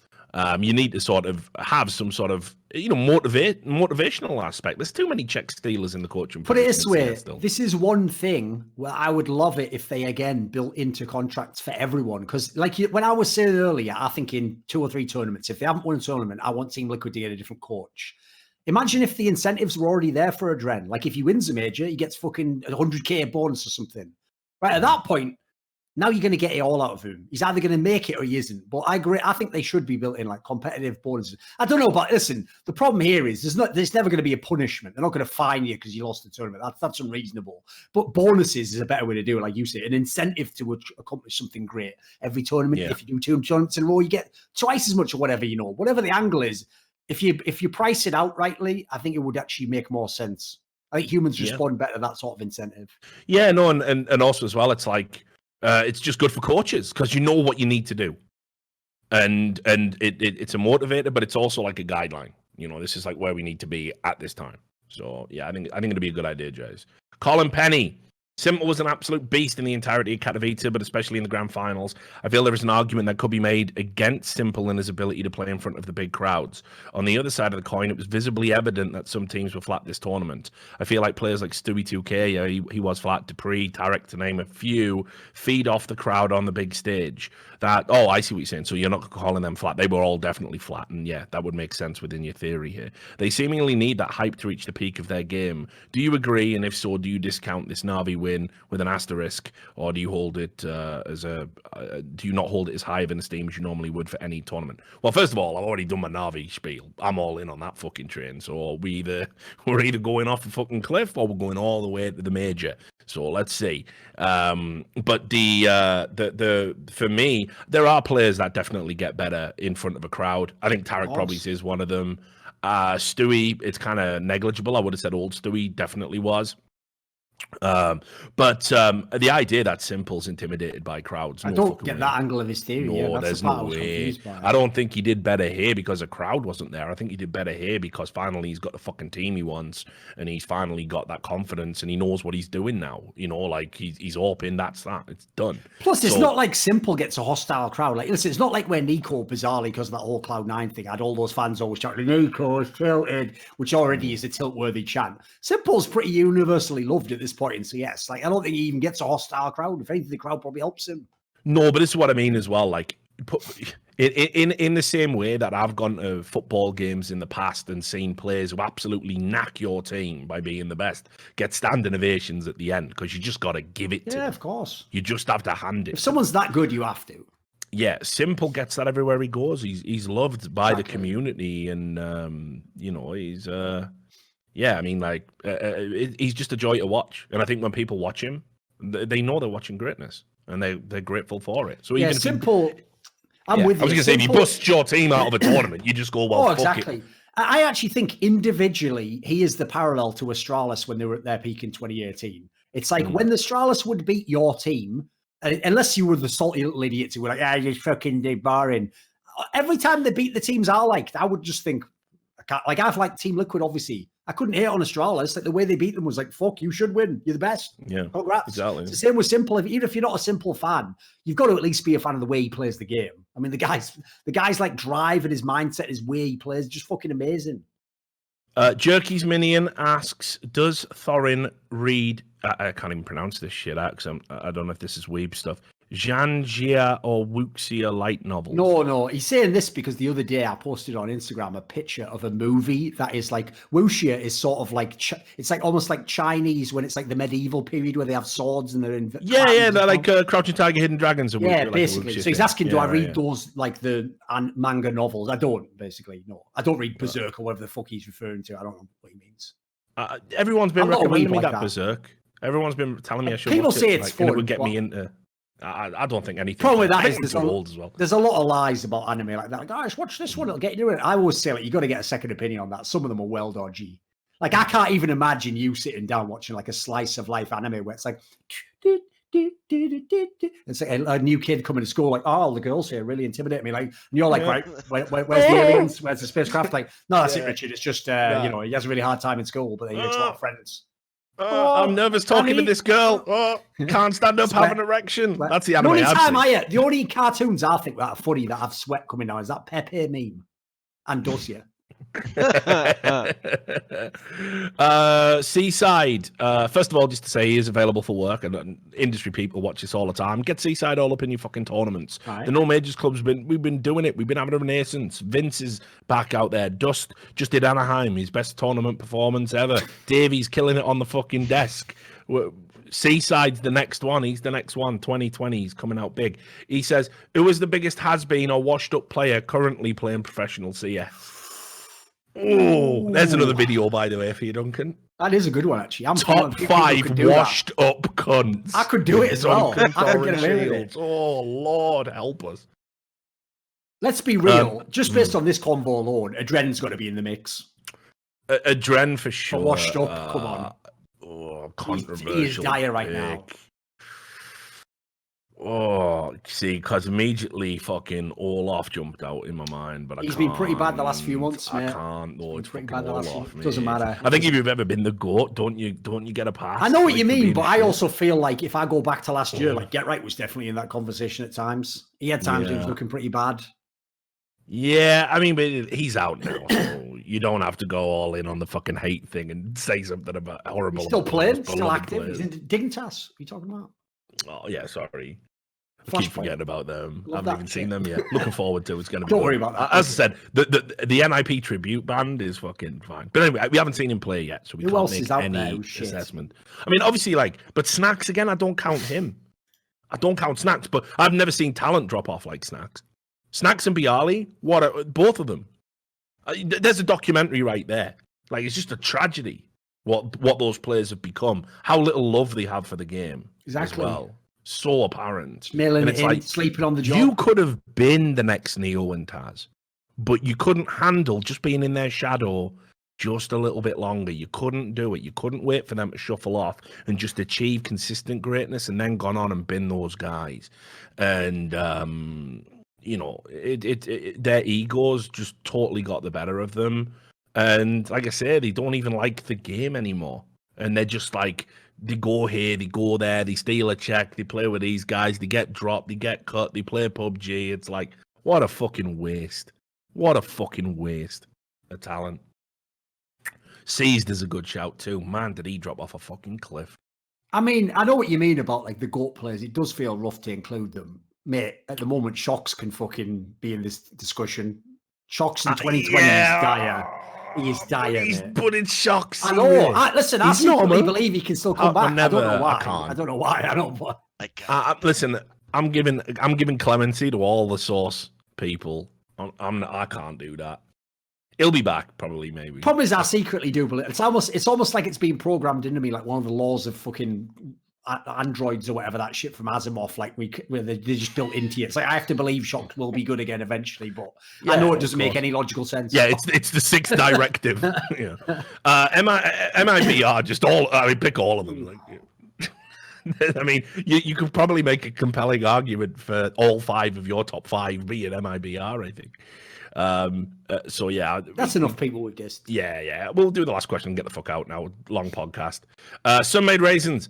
How did the 2015 to 2016 Envious drop off so badly from winning a major to playing with Sixer and Devil, who sound like prison pimps?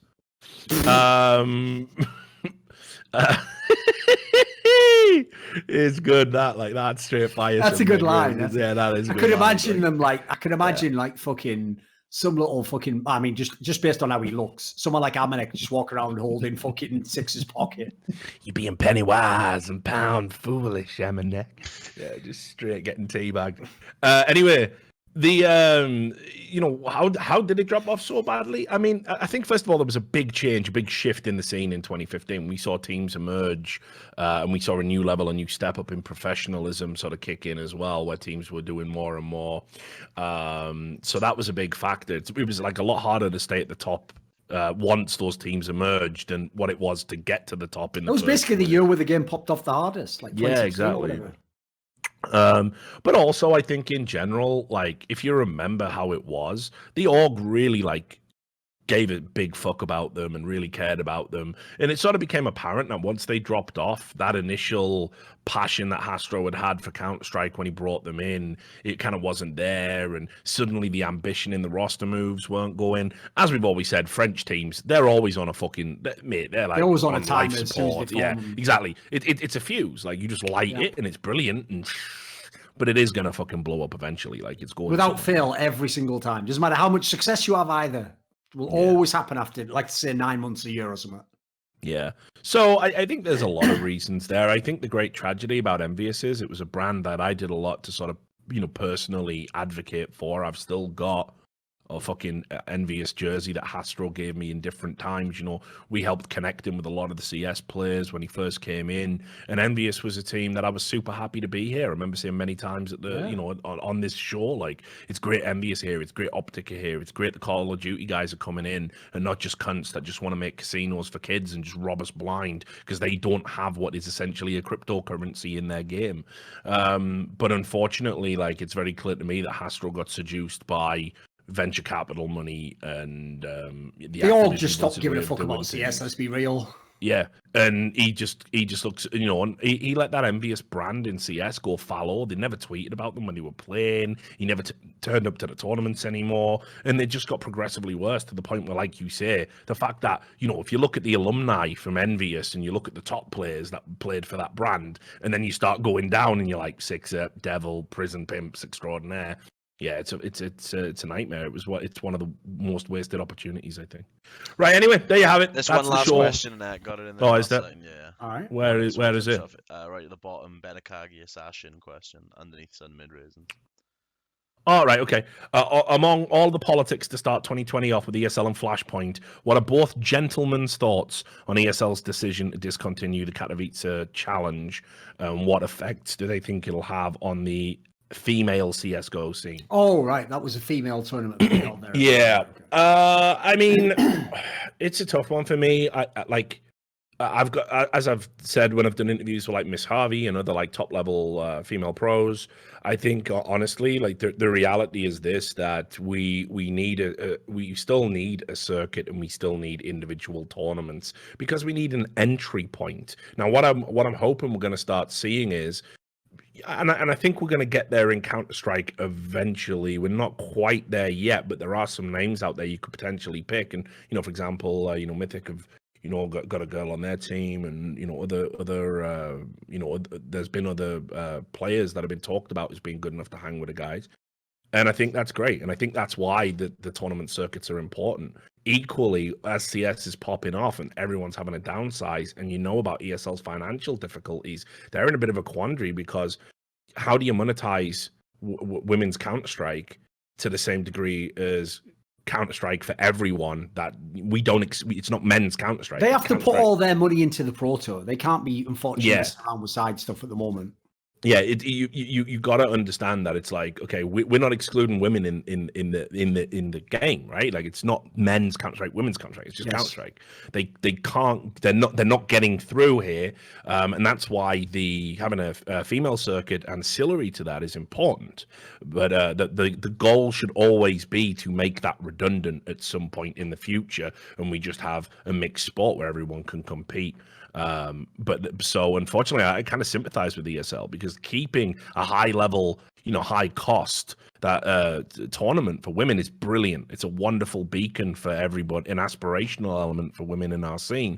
But the problem you've got is it costs money, and the sponsors don't want to put their name, because if you don't want to put your name on Counter-Strike, you don't want to put your name on women's Counter-Strike, so you can't even get the sponsors you've already got for something that's going to give them less of a return. And sponsors, for all they talk a good game about their corporate values, they are brutal, and everything they do is assessed and measured, and they think about nickels and dimes and spreadsheets. And unfortunately, women's Counter-Strike hasn't been cutting it for them. So they say they want to support it, but they want to support it on a budget. Right. Yes. So I deeply sympathize with ESL's position. That being said, if there was a way we could get a good sort of solid sponsor in to see the holistic benefit of supporting the women's game and where that could lead to in 5 years, I think that'd be wonderful. But yeah, ESL are cutting corners right now. And unfortunately, that was one of those brutal cuts that I think you had to make. Yeah, what I would say is, first of all, props to ESL for running that tournament for so many years, and when it was obviously an area that hasn't been particularly spotlighted by the community ever, because people just don't care. Like, I don't care. I don't watch women's tournaments. I don't watch tier 3 men's tournaments. I only care about the absolute elite players in the world, whatever sex, gender, race they may be. They just happen to all be men at the moment, unfortunately. So the problem is, I totally understand why it's not a necessity and why I wouldn't risk my company if you're in as dire straits as ESL is. And by the way, we didn't discuss it on the show because not really that much we can say. But actually, the whole coronavirus thing, anyone thinking ESL wanted to do that, MTG, the company, has gone down something mental, like 25% on the stock market. Like, they are in deep shit right now, guys, to a level none of us appreciate because we're not in the finance world, unfortunately. So if shit keeps getting worse, forget the whole ESL Pro Tour thing. There's bigger problems than that for their company that owns them. So that already is very honest. It's a bigger problem, and the solution is Chinese money. So I mean, which is never ideal, exactly. Yeah. So what I would say that is a problem in and of itself. I would just tag on to what you said, which is I understand totally why ESL don't do this and why you have to basically cut one of those corners, and that happens to be the women's tournament. But I'll just say it exactly in different words what you said at the end there. This is where you see who actually had the courage of their convictions or who was full of shit.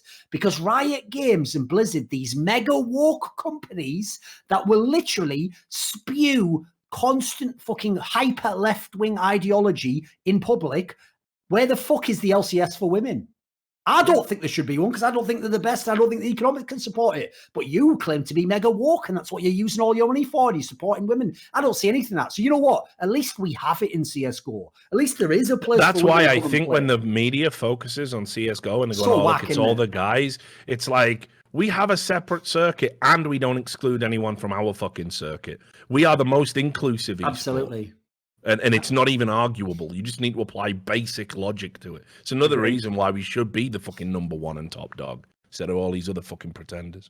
Right then, let's get out of here. I realize I didn't do the ad read at the start, so we'll do the ad read at the thing. Obviously, we sponsor this podcast. You've seen it anyway. You know who they are. They support me. They support this show. They support my channel. They support everything that I've been doing. And as I said, you find out who your friends are. They've been great during a very difficult time. So please, please, please, if you support me, support my work, you like this show, just, you know, go throw them a follow on the YouTube channel.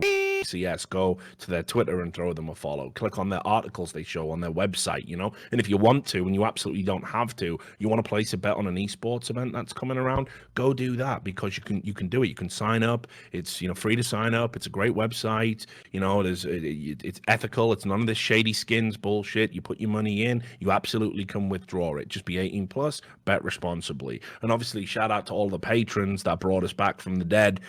Jerky's Minion, these are $100 patrons, the big chiefs. Jerky's Minion, Alice the Alchemist, Madams, Reykjavik on Steam, and our $50 patrons: Benakagi Assassin, Butt Pounder 420, Carve, Colin Penny, Flacksmith, J Dubs, Jice, Lipscomb Davis, Madsen, Marcus Kiumpar, Mike Feedme, Nikolai Lundgren, Sard Sawar, Sunmade Raisins, TC Owens, Tobias Bernasconi on Watch Doge. Thanks a lot for tuning in. Glad to have you here, especially all the new faces. We were up past 3,000 at one point. Awesome stuff. So take care of yourselves, and we will see you next week on By the Numbers. Peace.